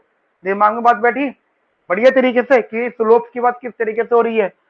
अब मुझे एक बताओ, मेरे पास यहाँ पे वही थोड़ी देर पहले वाले केसेस हैं, दो एमआरएफ होंगे यहाँ पे, एक एमआरएफ होगा 2 और एक एमआरएफ होगा इन्फिनिटी। अब मैं आप लोगों को बताता हूं कि फॉर ऑप्टिमाइजेशन यहाँ पे केसेस बनेंगे। फॉर ऑप्टिमाइजेशन यहाँ पे क्या बनेंगे बेटा? यहाँ पर केसेस बनेंगे। अब मुझे एक बात बताना, एमआरएफ कांस्टेंट है, प्राइस रेशियो भी कांस्टेंट है, तो कहां कहां चीजें आएंगी जरा समझना ध्यान से। देखिए प्राइस रेशियो, देखो प्राइस रेशियो जहां जहां वेरी करेगा। अभी थोड़ी देर पहले हम एक क्वेश्चन सॉल्व कर रहे थे जहां पे स्लोप दो आए थे, याद करो। एलएन सब्स्टिट्यूट में दो तरह के स्लोप आए थे, हाफ एंड टू। मानते हो इस बात को? दो स्लोप आए थे, half and two, half and two. यहाँ पे दो तरह के स्लोप आए थे। अब बात क्या है, यहाँ पे जो दो तरह के स्लोप आए थे कि जो बेसिकली प्राइस रेशियो है वो यहाँ हो सकता था, यहाँ हो सकता था, यहाँ हो सकता था, यहाँ हो सकता था, या फिर यहाँ हो सकता था। प्राइस रेशियो कहीं पर भी हो सकता था। तो जहां जहां हो सकता था उसके लिए 5 केसेस बने हैं। लेकिन आज देखो, आज प्राइस रेशियो कहां कहां हो सकता है? प्राइस रेशियो यहां हो सकता है, पहला केस। प्राइस रेशियो 2 के बराबर हो सकता है, मतलब प्राइस रेशियो या तो 2 से छोटा हो सकता है, या प्राइस रेशियो 2 के बराबर हो सकता है, या प्राइस रेशियो 2 से बड़ा हो सकता है। एक चीज आपसे आगे डिस्कस कर रहा हूं, जैसे यहाँ पे 5 केस बनाते, 1 2 3 4 5, तो यहाँ पर 5 केस बनेंगे। क्या प्राइस रेशियो कभी इन्फिनिटी के बराबर हो सकता है, या फिर प्राइस रेशियो कभी इन्फिनिटी से बड़ा हो सकता है? नहीं हो सकता। ना तो प्राइस रेशियो कभी इन्फिनिटी से बड़ा हो सकता है, ना ही प्राइस रेशियो कभी भी इन्फिनिटी के बराबर हो सकता है। मैं रिपीट कर रहा हूं, ना तो प्राइस रेशियो कभी भी इन्फिनिटी के बराबर हो सकता है, ना ही प्राइस रेशियो इन्फिनिटी से बड़ा हो सकता है। तो ध्यान रखना, हमारे पास जो दो स्लोप थे उसमें से सिर्फ ये 3 ही केस वैलिड होंगे। यहाँ पे 2 स्लोप थे तो 5 केस वैलिड थे, यहाँ पे भी 2 स्लोप है लेकिन यहाँ पे 3 केस वैलिड है। दिमाग चलाओ, प्राइस रेशियो गेम है, ध्यान रखना। प्राइस रेशियो को कंपेयर कर रहे हो आप लोग, क्या कर रहे हो? प्राइस रेशियो को कंपेयर कर रहे हो, किससे कंपेयर कर रहे हो गाइस बताओ, प्राइस रेशियो को आप किससे कंपेयर कर रहे हो, प्राइस रेशियो का आप स्लोप से कंपेयर करो आईसी के। लेकिन जब आईसी इंफिनिटी है, स्लोप इंफिनिटी आईसी का ये वाला, तो वो कंपैरिजन का पार्ट नहीं होगा। तो here we draw only 3 cases, we draw only 3 cases, यहाँ पे हम सिर्फ और सिर्फ 3 केसेस ही ड्रॉ करेंगे, ठीक है, 3 केसेस ही हम यहाँ पे ड्रॉ करेंगे। चलिए अब केस नंबर 1 बनाएंगे हम लोग इधर। when the price ratio is less than 2, price ratio is less than 2, जो प्राइस रेशियो होगा वो 2 से कम होगा, price ratio is less than 2। अब मुझे एक छोटी सी बात बताना,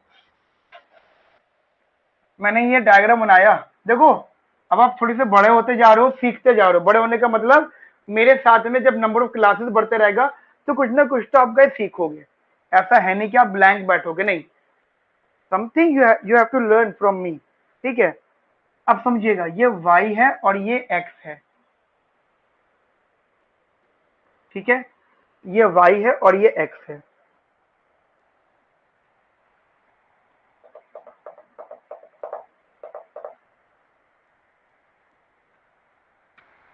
ये इसका इंडिफरेंस कर्व है, ये इसका स्लोप है, ठीक है। अब देखो स्लोप इसका 2 है, वो कह रहे हैं स्लोप 2 से भी कम है, देखो स्लोप 2 से भी कम है, मतलब स्लोप जो जो बजट लाइन है उसका स्लोप 2 से भी कम है, इसका मतलब क्या होगा, बजट लाइन और फ्लैटर बनेगी, यानी बजट लाइन यहां से बनेगी।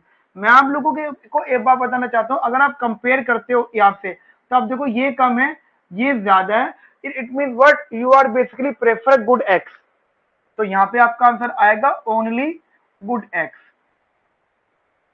और आपके यहाँ से क्योंकि प्राइस रेशियो भी कांस्टेंट और एमआरएस भी कांस्टेंट, तो यहाँ पे आप कंपैरिजन कर रहे हो जो कांस्टेंट वैल्यू का, और अगर अनइक्वल है तो you definitely consume only one good, और अगर प्राइस रेशियो कम है एमआरएस ज्यादा है, ठीक है, तो आप यहाँ पे ओनली गुड एक्स लोगे और वाई की वैल्यू 0 लोगे, तो ओनली गुड एक्स में जो एक्स होगा वो होगा एम अपॉन में P1 एंड वाई की वैल्यू होगी 0।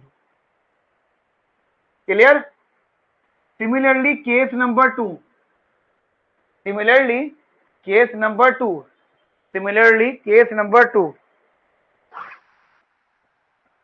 ठीक है, case number 2, when price ratio is equals to 2, जरा डायग्राम ड्रॉ कर लेते हैं यहां पर हम लोग, ये x है और ये y है, ठीक है, और मैंने ये ऐसा कुछ बनाया है, ठीक है, कुछ इस प्रकार ये बन गया है यहां से। अब स्लोप कहते हैं 2 के बराबर है, ठीक है, तो वो जो 2 के बराबर है वो स्लोप कुछ इस प्रकार आ जाएगा, इसको कोइंसाइड करेगा, वो जो 2 आया है ना वो स्लोप इसको कोइंसाइड करेगा, तो आंसर कहां से कहां तक लाई करेगा, यहां से लेकर यहां तक लाई करेगा आंसर, कहां से कहां तक लाई करेगा, यहां से लेकर यहां तक लाई करेगा, ठीक है, यहां से लेकर यहां तक लाई करेगा आंसर। इतनी बात समझ में आई मेरी आप लोगों को, आंसर जो वेरी करेगा यहां से लेकर यहां तक लाई करेगा। क्लियर। अब मुझे बताओ एक्स का आंसर क्या हो सकता है, एक्स का आंसर हो सकता है m/P1 टू किंक। अब मैं यहाँ पे पहले आपको किंक समझा देता हूँ, ठीक है, ये जो मैं देखो ये वाला पॉइंट, ये जो पॉइंट है, या फिर ये वाला पॉइंट, या फिर ये वाला पॉइंट, पहले मैं आपको ये समझा देता हूँ कि इसकी वैल्यू क्या होगी। मतलब पहले तो हमने न्यूमेरिक वैल्यू रखी थी वो 8 वाली बात रखकर, बट अब तो हमारी एक्चुअल वैल्यू आएगी। ये किंक है, किंक हमेशा सॉल्व किया जाएगा, समझिएगा। मैं किंक को यहां पे सॉल्व कर लेता हूं, ठीक है, तो किंक पर क्या होगा, 4x equals to 2x plus का y, तो 2x is equals to y, ठीक है, 2x is equals to y, मतलब 4x is equals to 2x plus का y, that is 2x plus का y। इसे आप यहां पुट कर दो, P1x प्लस का P2y is equals to m income में, आपने यहाँ पे y की वैल्यू पुट कर दो, तो यहाँ बचा P1x प्लस का P2 into 2x is equals to m, ठीक है, और यहाँ से वैल्यू मिली, आपने अगर यहाँ से x कॉमन ले लिया, you will get what, p1 plus का 2p2 is equals to m।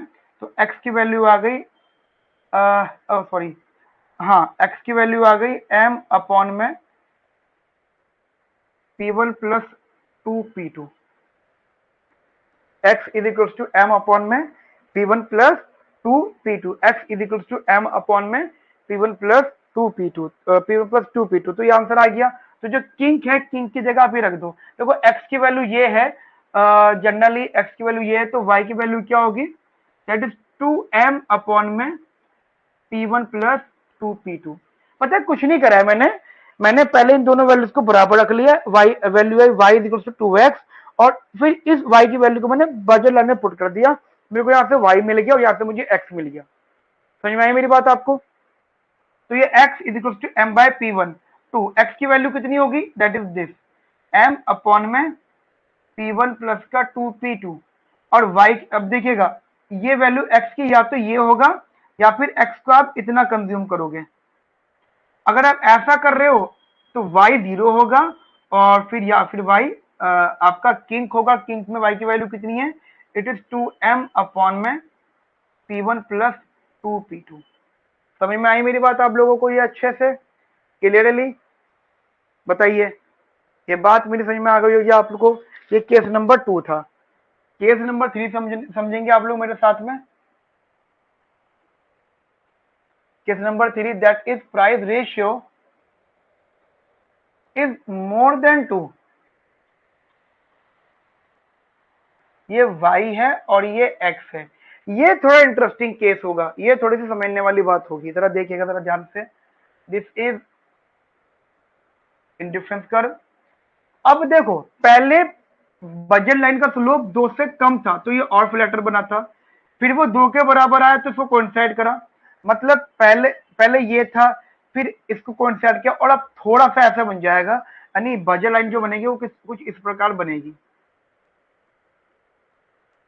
Budget line जो बनेगी वो कुछ इस तरीके से बनेगी, और ये जो पॉइंट होगा ये होगा किंक, यानी x is equal to m upon में p1 plus 2p2 and y is equal to 2m upon में p1 प्लस 2p2। समझ में आई मेरी बात आप लोगों को? ये अच्छे से क्लियर? चलिए नोट कर लीजिए जल्दी से, आप ये जल्दी से नोट करिए, फिर हम इसके आगे बात करते हैं।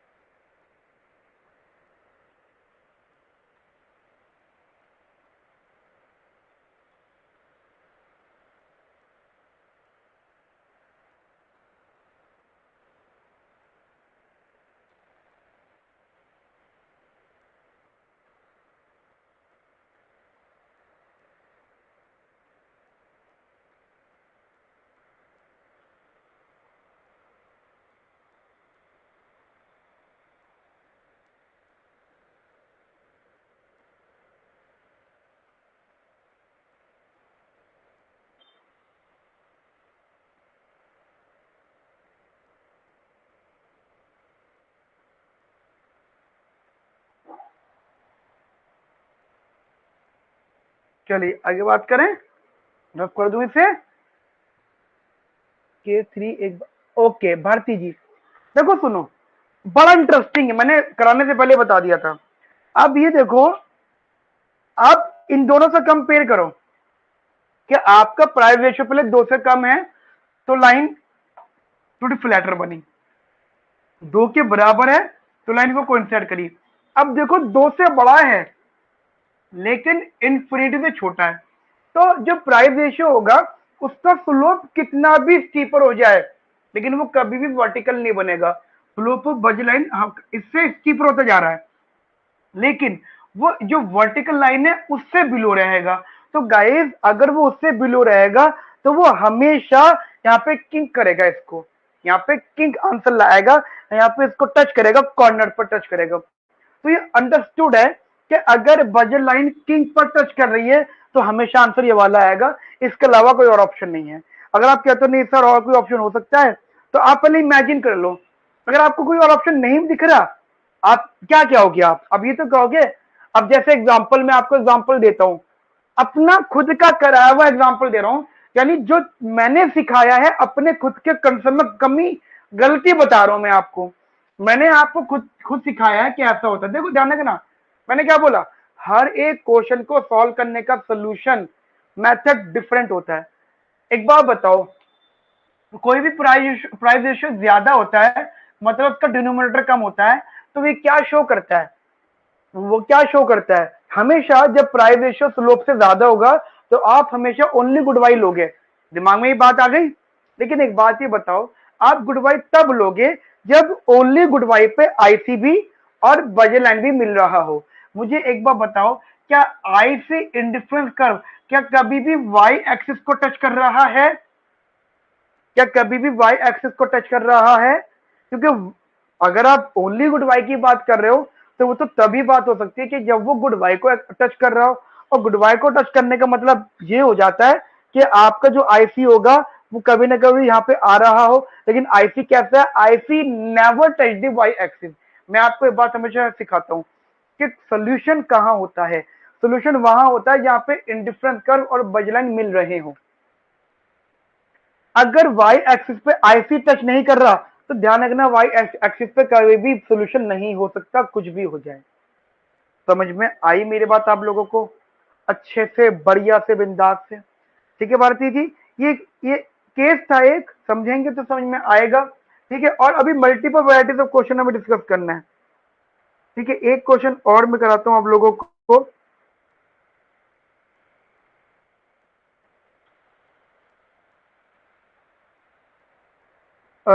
ये हो गया। अच्छा, इसका कॉरस्पॉन्डिंग क्वेश्चन और है, इसी का सेम कॉरस्पॉन्डिंग क्वेश्चन एक और।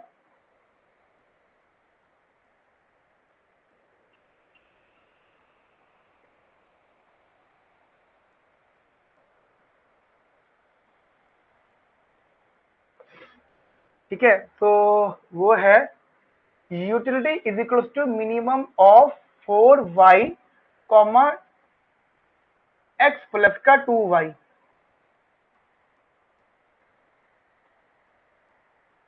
ठीक है, utility is equal to 4y comma x plus का 2y, ये एक बेसिकली क्वेश्चन है, ये इसका उल्टा है, ये क्वेश्चन का उल्टा है। दिख रहा होगा आपको ये? तो अगर आप डायग्राम बनाओगे इसका, बना के देख लो जरा। चलो मैं आपको 2 मिनट का समय देता हूं। जैसे आपने ये बनाया है ना, ऐसे ही आप इसके इंडिफरेंस कर बनाओ जल्दी से।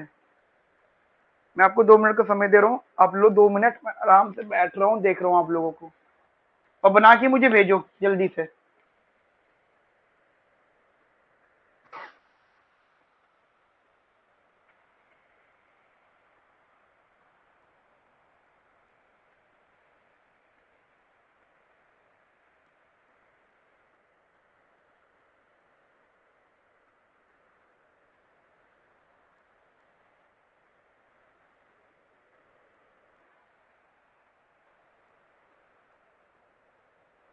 समय है 2 मिनट का, बना के भेजिए मुझे।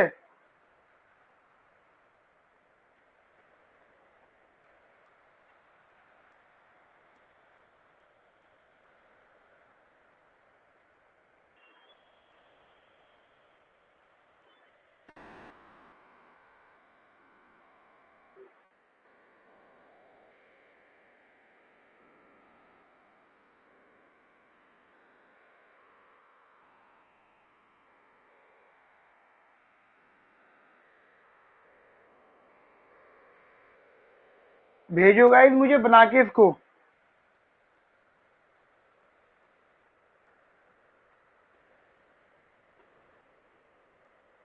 ओके, एक ने भेजा है।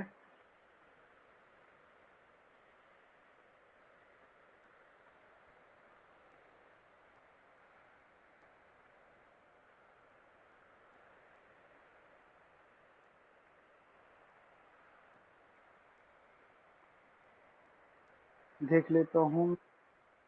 Okay, very good. नहीं बेटा, हाँ चलो आपने एक बार मैं देख लूँ। हाफ डायग्राम यहाँ, हाफ डायग्राम यही होगा जो आपने भेजा है भारती जी और आयुषी।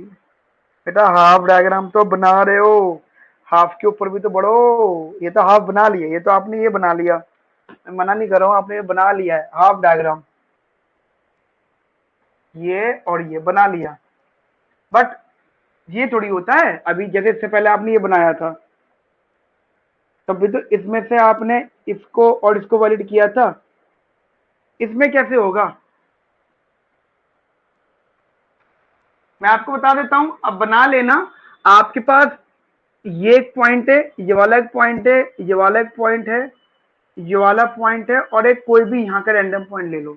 फिर आप पांचों पॉइंट को चेक करो, तो जो पॉइंट वैलिड होगा वो डायरेक्शन वैलिड हो जाएगा, तो वहां से बन जाएगा। मैं अभी के लिए आपको बता देता हूँ, तो आप जो आपका आंसर बनेगा वो ये बनेगा, यहाँ से ये वाला।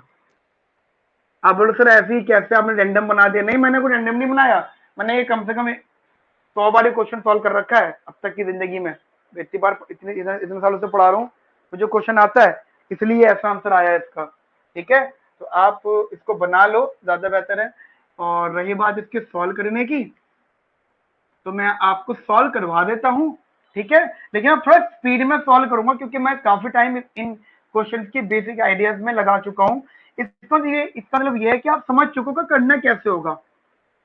ठीक है, करना कैसे कैसे होगा, क्या करना होगा, वो तो सबको अंडरस्टूड है।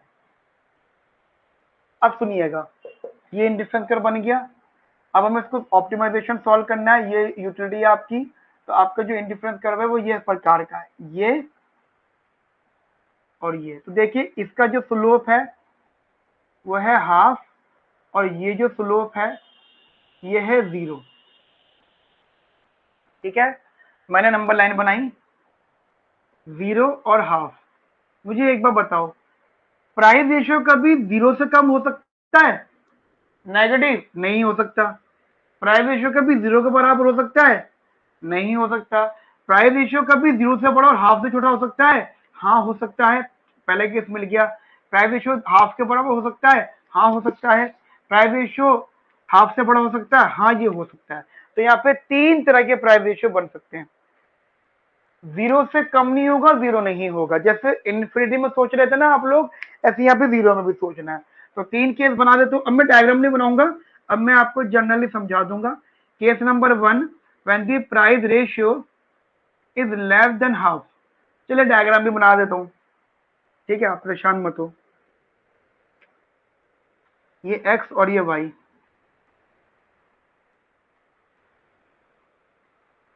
ठीक है, ये x और ये y। प्राइस रेशियो हाफ से कम है,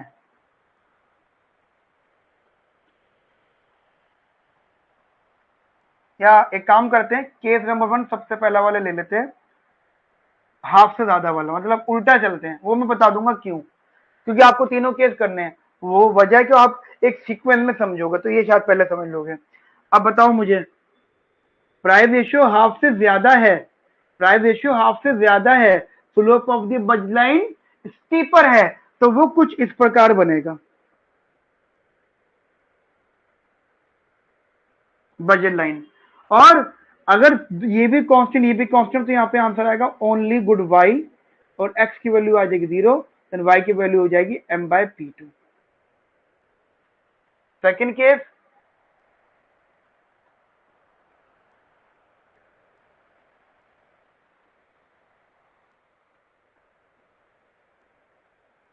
सेकंड केस जरा समझ लीजिएगा।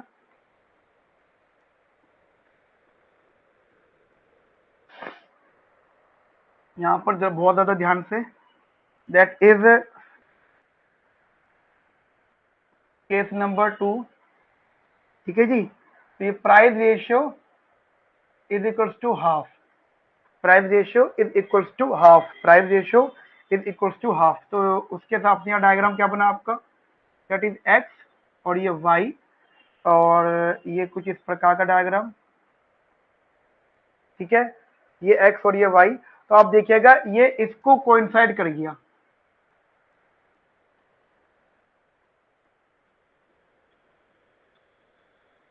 ठीक है जी, तो आपका आंसर क्या रहेगा, यहां से लेकर यहां तक का रहेगा, that is x is equal to 0 to m। Generally मैं आपको यहाँ पे किंग समझा देता हूँ इधर, ठीक है, इधर मैं आपको किंग समझा रहा हूँ, एट किंग,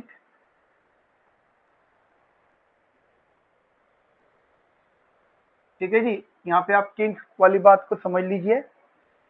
तो क्या आएगा इधर से, जरा ध्यान से देखिएगा, that is 4y is equal to x plus का 2y, हमने बराबर रखा, तो ये आ गया x is equal to 2y, फिर आपने इसको यहाँ पुट कर दिया m is equal to p1 x plus का p2y, x की वैल्यू उठा के यहाँ रख दी, तो m is equal to p1 into 2y plus का p2 इंटू y, आपने यहाँ से y कॉमन ले लिया, यहाँ बचा 2p1 प्लस का p2 और y की वैल्यू आ गई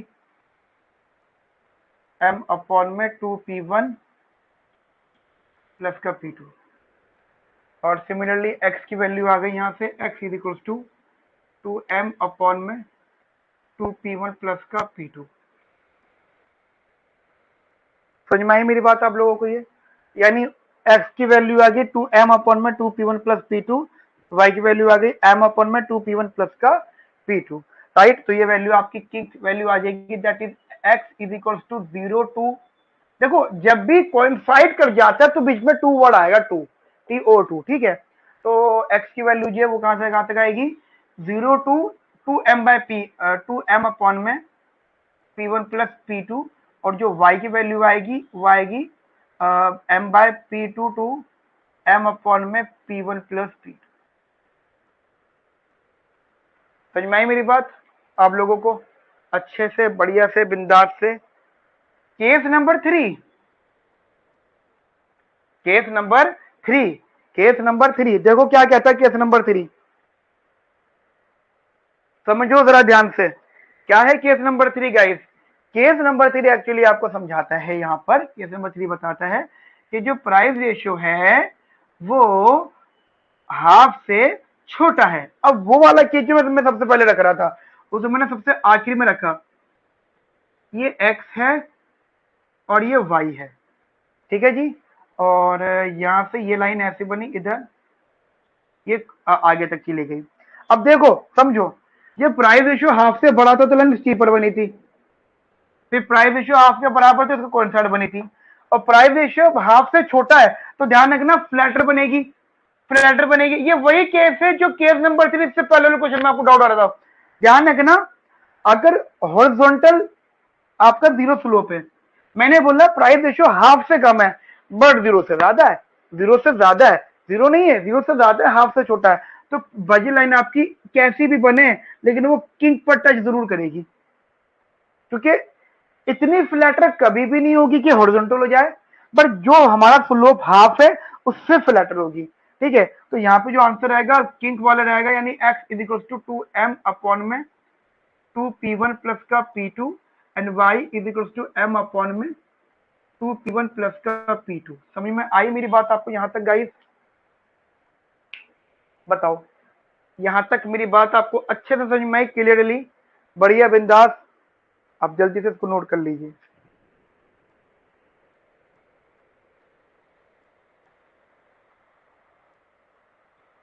और जो हाफ डायग्राम, सेजल आप आंसर नहीं भेज रहे बेटा, क्या बात, आप हो भी क्लास में आज, देख लो एक बार।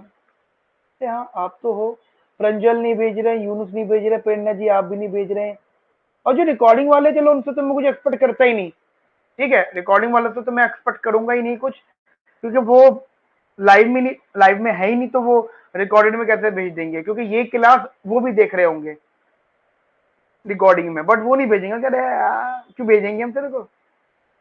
चलिए अगला क्वेश्चन कराता हूं मैं आपको यहाँ पे, मैं क्वेश्चन सिलेक्ट कर लेता हूं लिस्ट के हिसाब से,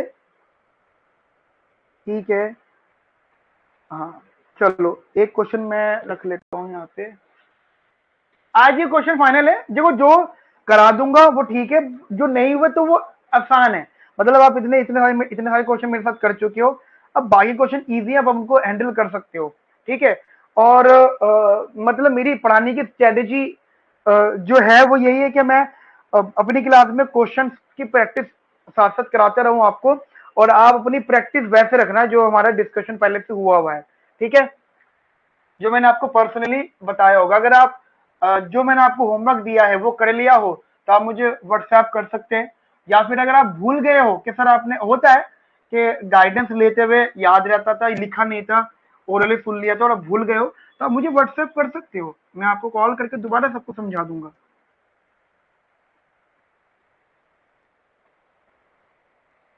ठीक है, चलिए एक क्वेश्चन देख लेते हैं हम लोग यहाँ पर। That is utility is equals to minimum of x comma y plus maximum of x comma y. ठीक है, utility is equals to minimum of x comma y plus maximum of x comma y. देखिए x और y दो values हैं, और obvious सी बात है ये मिनिमम में भी और ये मैक्सिमम में भी है। अगर ये पेपर में क्वेश्चन आ जाता है, इन केस अगर ये पेपर में क्वेश्चन आ जाता है, तो आपको मतलब बहुत डिफरेंट तरीके से आपको सोचना पड़ेगा। जरा सुनना, शुरुआत में केस बन जाएगा। देखिए कैसे, केस नंबर 1, अगर मान लो x जो है y से ज्यादा है, अगर मान लो x जो है वो y से ज्यादा है, तो यूटिलिटी जो मैं, आप सुनना, मिनिमम ऑफ x कमा वाई, इन दो, अगर x और y मतलब x ज्यादा है y कम है, तो मिनिमम ऑफ x y में से आप कौन सा चूज करोगे जो सबसे कम है, और अगर देख के बताओ कम कौन सी वैल्यू है y की, और मैक्सिमम ऑफ x y में से क्या चूज करोगे, x को। ये क्या बन गया आपका परफेक्ट सब्स्टिट्यूट। समझ में आई मेरी बात आपको? ये केस नंबर 2 देखो, x is less then y। Case number 2 है x is less then y। Case number 2 है x is less then y। x जो है वो y से कम है, x जो है वो y से कम है, x जो है वो y से कम है। यूटिलिटी देखो, मिनिमम ऑफ x कमा y, अब y ज्यादा है x कम है, तो यहां से आपको x मिलेगा, प्लस मैक्सिमम ऑफ x कमा y, x y में से कौन सा मैक्सिमम है, y मैक्सिमम है, तो यहां से y, ये क्या है परफेक्ट सब्स्टिट्यूट। अब मुझे बताओ दोनों केसेस का जो सोल्यूशन निकल के आया है वो क्या आया, परफेक्ट सब्स्टिट्यूट। क्या आपको परफेक्ट सब्स्टिट्यूट सॉल्व करना नहीं आता? आता है ना? तो तुम देखो ये जो खतरनाक सा क्वेश्चन है क्या बन गया, only perfect substitute, only perfect substitute. समझ में आई मेरी बात आपको ये अच्छे से, बढ़िया से? अच्छा अब आगे क्वेश्चन देखो जरा ध्यान से, मतलब अब देखो, हाँ मैं आगे नहीं करा रहा इसको, परफेक्ट सब्स्टिट्यूट है, कर सकते हो, करवाया था इससे पहले वाली जो क्लास थी मंडे वाली, तब करवाया था मैंने ये।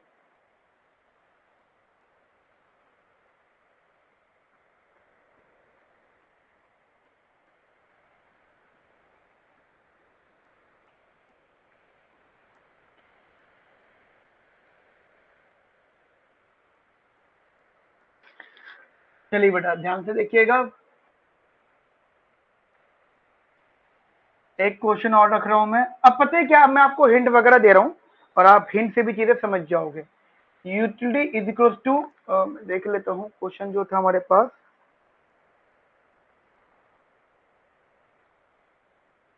माइनस का x माइनस ए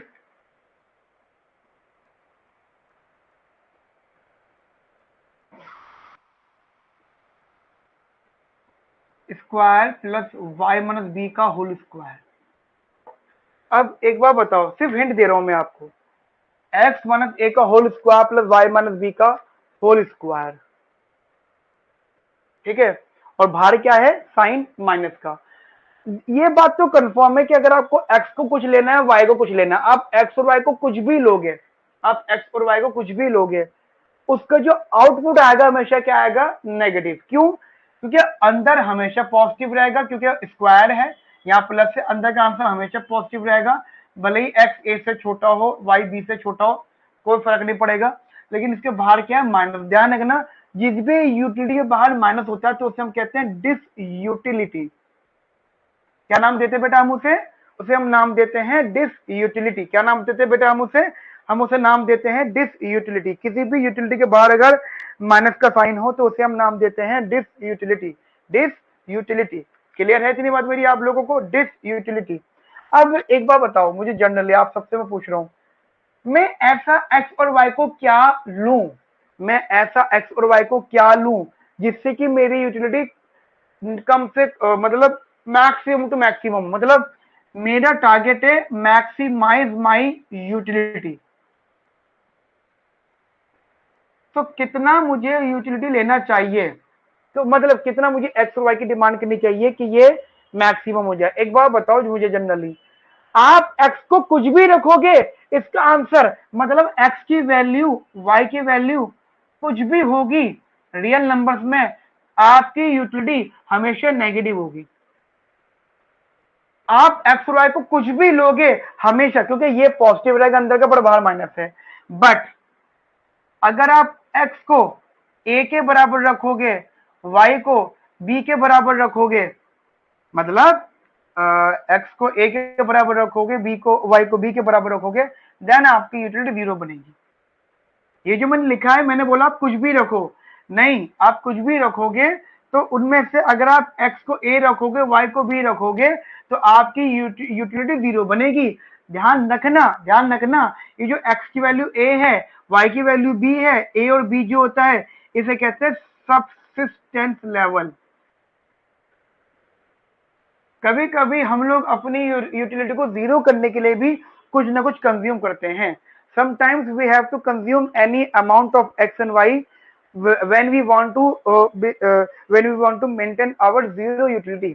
बहुत बार होता है, मान लो हमारे घर के आसपास एक कूड़ा बहुत सारा रखा हुआ है, घर के सामने कूड़ा, बहुत सारा कूड़ा रखा हुआ है, ठीक है। अब वो घर के पास है, उससे हमारी यूटिलिटी डिस हो रही है, डिस यूटिलिटी हो रही है।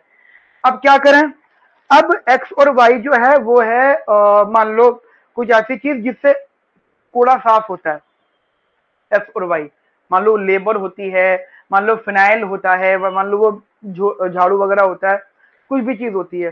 तो तुम देखो, तुम एक्स और वाई खरीद रहे हो, ए और बी जो है वो वैल्यूज हैं जिन पे आपका बजट, जिन पे आपका प्राइस पे कर रहे हो। लेकिन जब आप वो कूड़ा फेंकवा दोगे तो आप उस, जब वो था तो यूटिलिटी आपकी नेगेटिव हो रही थी, जब वो चला गया तो फिर यूटिलिटी आपकी जीरो हो गई।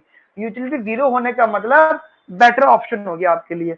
तो ध्यान रखना, आपके पास अगर नंबर लाइन है तो ये जीरो है, ये आपका माइनस का इन्फिनिटी है, तो आप हमेशा सिर्फ यहां तक हो सकते हो बस, आपके पास ये ऑप्शन है। तो अगर आपको अपनी यूटिलिटी को मैक्सिमाइज करना, then you have to go to a zero utility.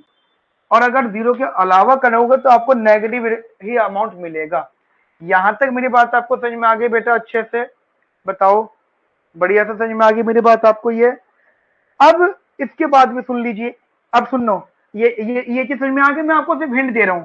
अब एक चीज और सुन लो, एक क्वेश्चन मैं आपको बता रहा हूं, ये जो क्वेश्चन है ये आईएसआई के अंदर आ चुका है। This is the ISI past year question, ठीक है बेटा, ये आपका आईएसआई के अंदर आ चुका है, आईएसआई पास्ट ईयर क्वेश्चन है ये, आईएसआई के अंदर ये क्वेश्चन आ चुका है, आईएसआई का पास्ट ईयर। जरा ध्यान से समझिएगा चीजों को, बहुत ज्यादा ध्यान से चीजों को समझिएगा, राइट। अब एक क्वेश्चन उठा के देख लेता हूं, ये हो गया। एक है utility is equal to x minus a का, एक्स माइनस ए का अल्फा, वाई माइनस बी की पावर बीटा, ठीक है बेटा। अब एक छोटी सी चीज बता देता हूं मैं आपको, ये जो क्वेश्चन है, ये जो क्वेश्चन है ये आपका चेंज ऑफ ओरिजिन है। आप बोलो सर कैसे चेंज ऑफ ओरिजिन कैसे हो गया, ये मैं आपको बता देता हूं। देखो, पहले आप लोग सीखते थे कॉब डगलस प्रेफरेंस, है ना, वो क्या होता था, utility is equal to x की पावर अल्फा वाई की पावर बीटा। तो वहां पे जो इंडिफरेंस कर्व बनता था वहां पे ओरिजिन होता था 0,0, राइट। आज क्या है, एक्स माइनस ए की power alpha, y minus b की पावर बीटा। अब सोचो, सोचो, मैं आपको एग्जांपल दे रहा हूं, आप एक यूटिलिटी फंक्शन बनाते थे एक्स की पावर अल्फा, वाई की पावर बीटा। एक्चुअली ये जो कॉब डगलस होता था ये ऐसा नहीं होता था जैसा हम सोचते थे। असल में ये एक्स माइनस ए की power alpha, y minus b की पावर बीटा होता था, जहां पे ए और बी दोनों 0 0 होते थे। और ये इसका सेंटर हुआ करता था, जो कि ओरिजिन प्रूफ हो जाता था। बताओ, समझ में आई? असलियत ये थी, हम ये पढ़ते थे, असलियत ये वाली थी, हम ये पढ़ते थे। मतलब एक्चुअली ये एक्स माइनस ए की power alpha y minus b की पावर बीटा होती थी, और जहाँ पे ए और बी होता था वो 0 0 होता था, तो वो सेंटर होता था, वो सेंटर ओरिजिन हो जाया करता था।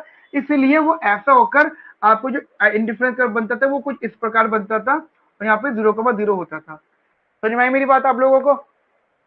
ये ऐसा होता था, ये पुरानी बातें, ऐसा होता था, लेकिन आज चीजें बदल जाएंगी। अब जरा समझो कैसे बदलेंगी, मैं आपको समझा देता हूँ कि चीजें बदलेंगी कैसे।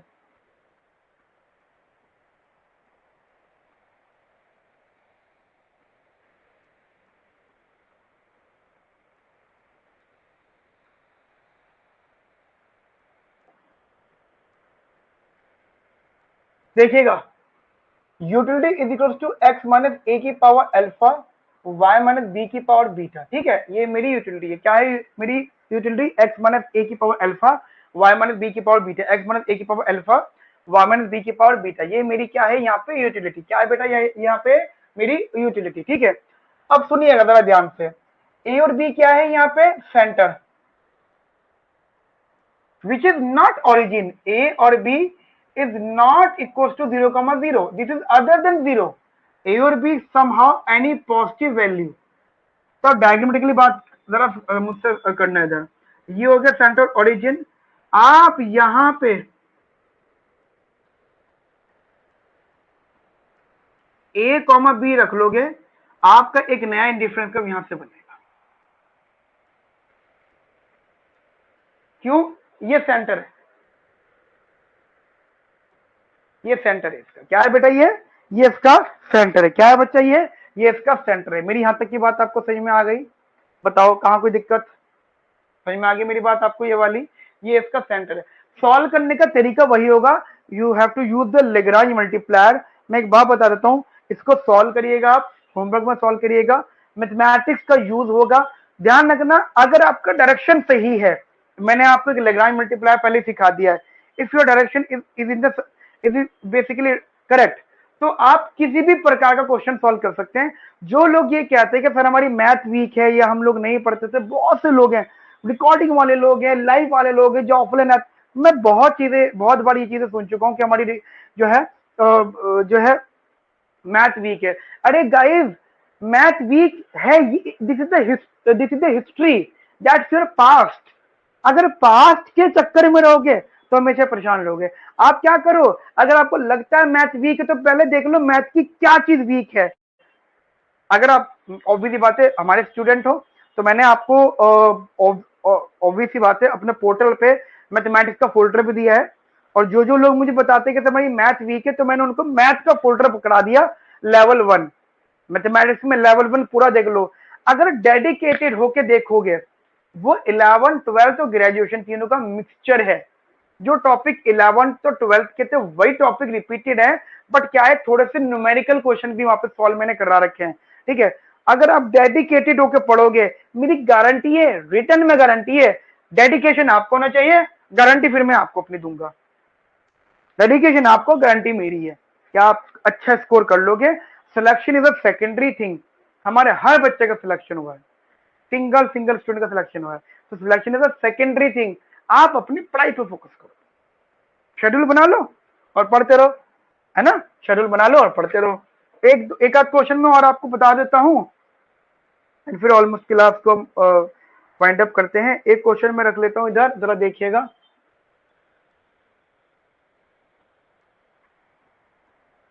शायद मैंने पहली क्लास में करवाया होगा ये क्वेश्चन।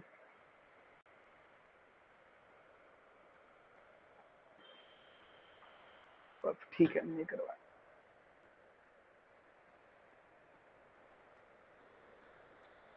तो देखिएगा क्वेश्चन, ये क्वेश्चन देख लेंगे। Utility is equal to x square plus y square, utility is equal to x square plus y square, utility is equal to x square plus y square. ठीक है, एक्स स्क्वायर प्लस वाई का square, दिमाग में रखना है सब चीजें। Utility is equal to x का स्क्वायर प्लस वाई का स्क्वायर। सबसे पहले सबसे जरूरी बात, इसका जो इंडिफरेंस कर्व बनता है वो कॉनकेव बनता है। अब आपके दिमाग में आ रहा होगा सर कॉनकेव कैसे, मैं आपको बताना चाहता हूं, this is the equation of circle जिसका सेंटर ओरिजिन है। आप बोलो सर आपको इतनी मैथमेटिक्स कैसे आती है? अरे कुछ नहीं भाई, मुझे इतनी मैथमेटिक्स वगैरह कुछ नहीं। हाँ हूं मैं आईआईटीशियन, वैसे मैं जनरली आईआईटी से हूँ, आईआईटी रुड़की से। तो चलो ठीक है, वो भी रीजन हो सकता है कि मुझे मैथ ठीक ठाक आती है, लेकिन वो पुरानी बात हो गई। मैंने अपनी उतनी लाइफ मैथ में नहीं बताई है जितनी लाइफ मैंने इकोनॉमिक्स में बता दी है। इकोनॉमिक्स में मुझे टीच पढ़ाते हुए ही 10 साल से ऊपर हो चुके हैं इकोनॉमिक्स को, मास्टर लेवल की, अंडरग्रेड एंड मास्टर लेवल की, ठीक है। तो मैंने अपना ज्यादा समय इकोनॉमिक्स में बिताया। तो मैं आपको बताना चाहता हूँ कि जब भी आप कुछ चीज पढ़ रहे होते हैं इकोनॉमिक्स में, तो ये कंफर्म है कि आपको बताने वाला समझाने वाला, भले वो टीचर हो, मेंटोर हो, या वो बुक हो। बुक भी एक बहुत बड़ी मेंटोर होती है, हमारी टीचर होती है, हमें वो पक्का समझाती है कि तुम क्या पढ़ रहे हो, मैथमेटिक्स कितनी। मैं आपको ये बताना चाहता हूँ, एक बुक होती है स्नाइडर एंड निकोलसन, एक बुक होती है स्नाइडर एंड निकोलसन, उसका लिंक मैंने आप सबको बना के भेज रखा है। नहीं भेजा है तो मुझे व्हाट्सएप करना है, मैं आपको लिंक बना के भेजूंगा। स्नाइडर एंड निकोलसन, उसका चैप्टर नंबर 2 पढ़ लो, कंफर्म जितनी मैथमेटिक्स और स्टैटिस्टिक्स इकोनॉमिक्स में यूज हो रही है पहले टेक में समझ जाओगे, पहले टेक में, गारंटी है मेरी है। Only one take is enough, ठीक है। अब जरा समझना ध्यान से जो मैं आपको बताना चाहता हूं इधर।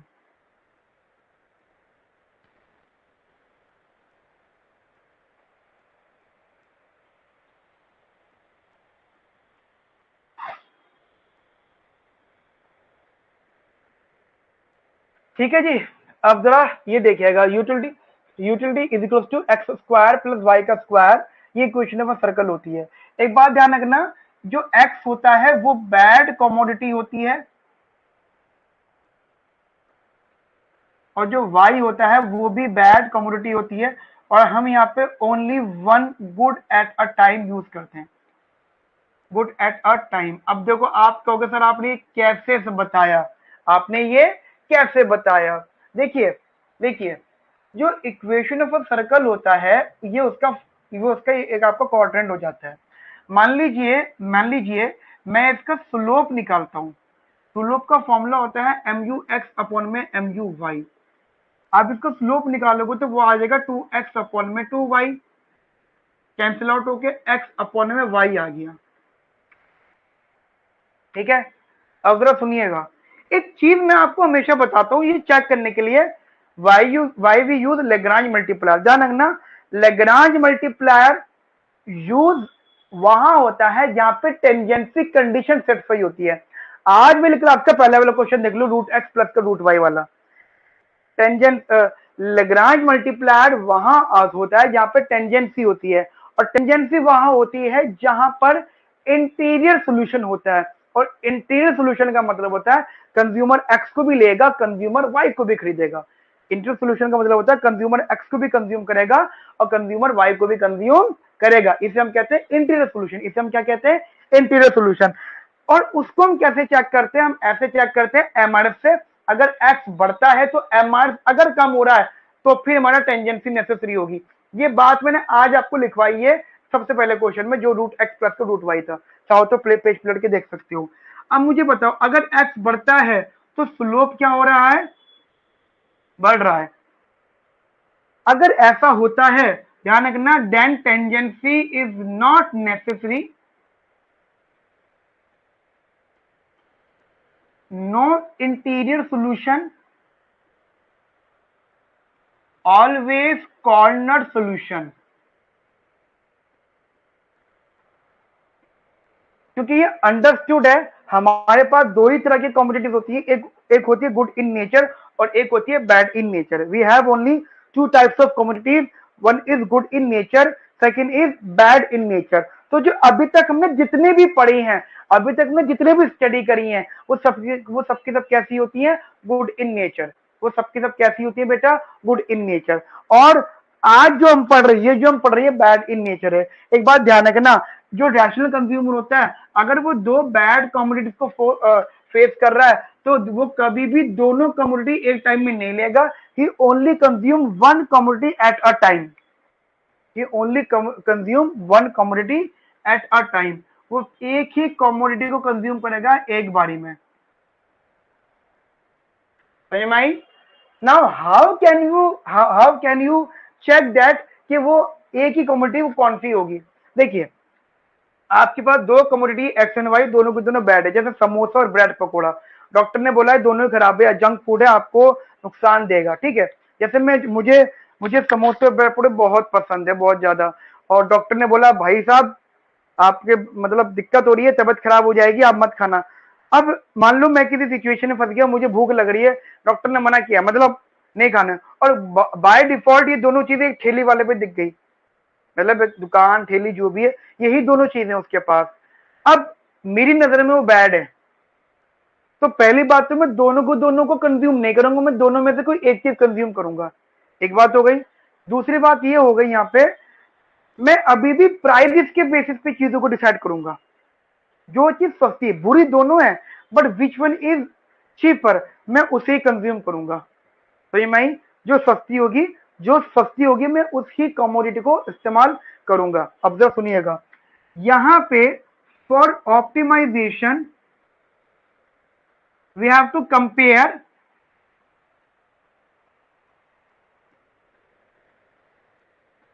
price ratio with k, and what is the k here? K is coefficient of x axis variable upon coefficient of y axis variable। ठीक है, k की जो वैल्यू है वो है coefficient of x axis variable upon coefficient of y axis variable। ठीक है, k की जो वैल्यू वो है coefficient of x axis variable upon coefficient of y axis variable। ये k की वैल्यू होती है। क्वेश्चन को देख के बताओ, x एक्सिस का वेरिएबल कितना है 1, y एक्सिस का वेरिएबल कितना है 1, दैट इज 1/1, इट इज 1। बात समझ में आ गई मेरी आप लोगों को? अच्छे से बड़े शांत बैठो सबके सब, लगता है मजा आ रहा है पढ़ने में। देखो, जितना आप क्लास में रेगुलर रहोगे, जैसे आज आप जो लोग बैठे हुए हो, मेरी नजर आपके ऊपर है, एक भी स्टूडेंट आया और गया नहीं है। जो एक बार आ गया वो लगातार पढ़ रहा है। सच बताओ, अगर आपकी हैबिट है आने और जाने की, कभी ऑफलाइन कभी ऑनलाइन लाइव क्लास में, आपको समझ में कम आता होगा उस दिन, और जिस दिन आप ऑन मतलब लाइव होते हो तो स्ट्रगल कर रहे होते हो, मान लो कोई चीज नहीं भी समझ में आ रही तो तब भी बैठे हुए होते हो।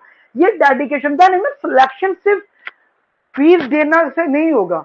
अब बहुत से लोग ऐसे उन्होंने फीस दे दी, सिलेक्शन काफी है नहीं इस चीज पर, पढ़ना पड़ेगा और अपना नेचर भी बहुत अच्छा रखना पड़ेगा। और नेचर कैसा? एक अनुशासन, एक डिसिप्लिन में रहना पड़ेगा, डिसिप्लिन रखना पड़ेगा क्लास में पढ़ने में। मैंने एक दिन क्लास 1 बजे रखी थी, आई थिंक लास्ट वीक मेरा कुछ ओकेशन था घर में, तो मैंने वो 1 बजे रखी थी, वेडनेसडे वाली क्लास, है ना। तो एक स्टूडेंट थी, वो उनका मैसेज आया मैम के पास में कि मैम देखना सर ने क्लास 1 बजे रख ली है। मैंने 1 बजे एक दिन रखी थी, लास्ट टू लास्ट शायद मंडे या वेडनेसडे शायद, है ना।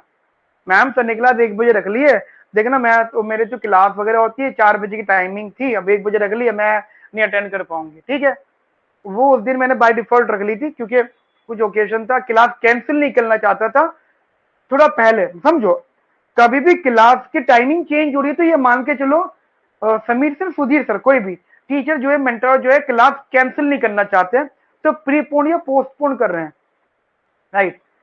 कोई दिक्कत नहीं, चलो बच्चे ने बोला कि सर यार मैम टाइमिंग 4 बजे की थी, मुझे कोई प्रॉब्लम नहीं, बच्चे की बात बड़ी है। ये तीसरी क्लास से उस दिन के बाद में वो स्टूडेंट आज भी एब्सेंट है। आज तो 4 बजे ले रहा हूं मैं क्लास, आज क्या है? वेडनेसडे को क्लास ली थी 4 बजे ली थी, तब कहाँ थे? नहीं आए, 2 क्लास से एब्सेंट है। यानी एक तो हम एब्सेंट तब होंगे जब हमारे टीचर टाइमिंग को थोड़ा बहुत वेरी करेंगे, हमें उस दिन क्लास अटेंड नहीं करनी है, और एक उस दिन भी एब्सेंट होगा जिस दिन हमारी मर्जी है हमें एब्सेंट होना है। दुनिया के सारे रीजंस को साइड में रख देना, पहले अपनी पढ़ाई पे फोकस करना, ठीक है। तो वो मैं बीच में बात आ रही थी, मुझे अच्छा लग रहा है कि जितने लोग हो ना सबके सब लाइव बैठे हो, अच्छा फील हो रहा है। और तुम देखो डेडिकेशन मेरे अंदर भी आ रहा है। ऐसे रहोगे ना मैं फ्रीक्वेंसी बढ़ा दूंगा क्लास की, और क्वेश्चन क्वेश्चन क्वेश्चन। अरे आप सपोर्ट तो करो पढ़ने में, पढ़ने में सपोर्ट, फीस देना काफी नहीं है, रेगुलर रहना काफी है। या तो ये मैं बता देता हूँ, अराउंड 20-22 स्टूडेंट्स हैं, 20 से 22 लोग हैं जिन्होंने रिकॉर्डिंग ही परचेज करी है। I don't care about them, मुझे उनके फर्क नहीं पड़ रहा, उन्होंने रिकॉर्डिंग ही बोला है, पर जो लाइव क्या कर आए हैं वो लाइव अटेंड करें। ठीक है, अब जरा क्वेश्चन को सॉल्व करने का मेथड देख लीजिएगा। लास्ट क्वेश्चन है, फिर क्लास हम ऑफ कर रहे हैं। और यहाँ पे हमारा ये लास्ट क्वेश्चन हमारी लिस्ट का, मतलब लिस्ट में एक दो क्वेश्चन और रह गए होंगे, बट वो अब आप कर लोगे, अब इतनी टेंशन नहीं है। अब मुझे बताओ केस नंबर 1 बनेगा, क्यों? क्योंकि जिससे तुम कंपेयर कर रहे हो वो कांस्टेंट है, और जिसको तुम कंपेयर कर रहे हो प्राइस रेशियो को, वो भी कांस्टेंट है। तो you compare to constant value, then you will get different values, different outcomes, that is price ratio is less than 1, price ratio is less than 1। ये बात कंफर्म है कि कंज्यूमर एक टाइम में एक ही कमोडिटी को कंज्यूम करेगा, ये शर्त है।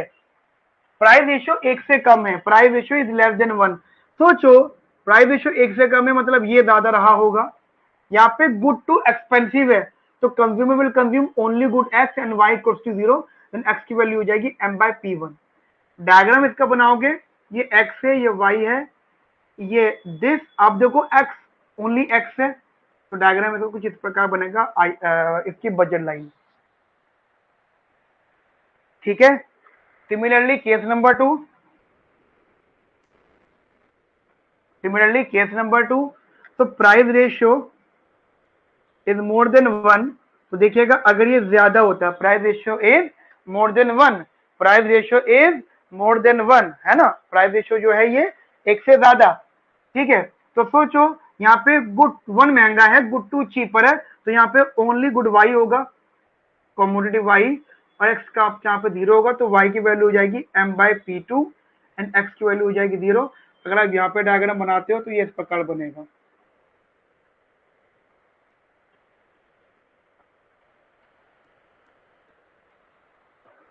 ठीक है, आखिरी केस नंबर 3,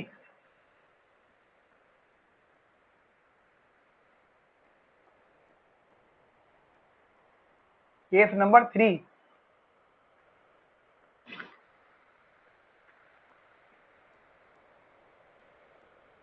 जरा देखिएगा, case number 3, when the price ratio is equals to 1। मजे की बात क्या है, पहले कम था फिर ज्यादा हुआ, अब बराबर है। अब एक बार बताओ, भले ही बराबर है लेकिन अभी भी तो जो दोनों कॉमोडिटीज वो बैड है, तो आई बजट लाइन तो आपकी ऐसी बनेगी। तो अब आपकी मर्जी है, इधर गुड एक्स और गुड वाई। ठीक है, या तो गुड एक्स को कंज्यूम करोगे या फिर कमोडिटी वाई को, इधर कमोडिटी एक्स और कमोडिटी वाई, मतलब X is equal to m/p1, Y equal to 0, और x equal to 0 and y is equal to m/p2। यहां तक मेरी बात आपको समझ में आ गई बेटा अच्छे से? तो ये आप ये नोट कर लीजिए, और हमारी जो लिस्ट के क्वेश्चन थे ऑलमोस्ट डन हो गए हैं।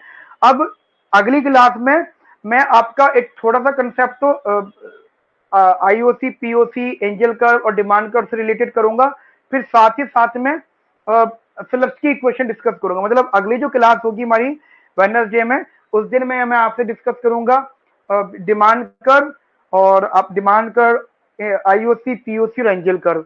आई थिंक ये चारों टॉपिक हमारे बहुत जल्दी हो जाएंगे, और साथ साथ आप अपनी वाली प्रिपरेशन भी रखना। उसके साथ साथ फिर मैं आपके सिलेबस की भी डिस्कस करना स्टार्ट कर दूंगा, एंड आफ्टर दैट फिर आपका इंटरटेम्पोरल चॉइसेस होगा, फिर आपका रिस्क एंड अनसर्टेनिटी होगा। तो यानी मुझे कंज्यूमर थ्योरी को कंप्लीट करने में 2 से 3 क्लासेस और चाहिए, 3 क्लासेस मेरी या 4 class maximum consumer theory wind up हो जाएगी। जैसे मेरी कंज्यूमर थ्योरी वाइंड अप हो गई, ठीक है, तो फिर हम लोग असाइनमेंट डिस्कस करेंगे कंज्यूमर थ्योरी का, जिसमें जो भी टॉपिक्स हमने पढ़े हैं, ऑब्वियसली बात है जो हमारा सिलेबस है, रिकमेंडेड सिलेबस, वो हम डिस्कस करेंगे। ध्यान रखना गाइस, आपका कुछ थ्योरेटिकल पार्ट भी है कंज्यूमर थ्योरी में, थोड़ा सा आपका थ्योरेटिकल पार्ट भी है, ठीक है, शॉर्ट नोट्स फॉर्म में, वो मैं आपको प्रोवाइड करा दूंगा जिसे आप अपने एंड पर रीड कर सकते हो नोट्स फॉर्म में, थ्योरेटिकल पार्ट, जैसे जैसे एग्जांपल इनकी थ्योरी, टेंजेंसी क्या होता है, ये क्या होता है, ऐसी बेसिक बेसिक थ्योरीज, ठीक है, इलास्टिसिटी वगैरह क्या होता है, तो वो फिर आप अपने एंड पर पढ़ सकते हो। हमें अपने क्लास में कंसेप्ट करके क्वेश्चंस को प्रैक्टिस करना है। तो अराउंड सितंबर मिड तक हमारा कंज्यूमर थ्योरी खत्म हो जाएगा एंड सितंबर लास्ट वीक तक मैं आप लोगों के साथ कंज्यूमर थ्योरी को न्यूमेरिकल्स कर लूंगा। अक्टूबर में हम लोग अपना production theory and markets complete करेंगे। प्रोडक्शन थ्योरी एंड मार्केट्स, अक्टूबर में फ्रीक्वेंसी बढ़ जाएगी, 3 टॉपिक कवर करूंगा मैं, प्रोडक्शन थ्योरी, मार्केट्स और जनरल इक्विलिब्रियम, ये अक्टूबर में खत्म कर देंगे।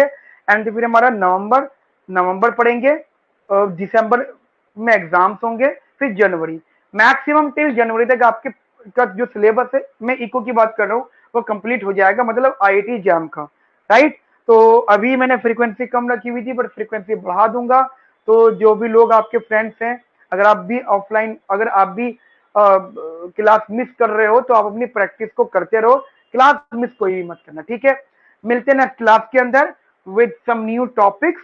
Have a nice day, thank you, bye, take care.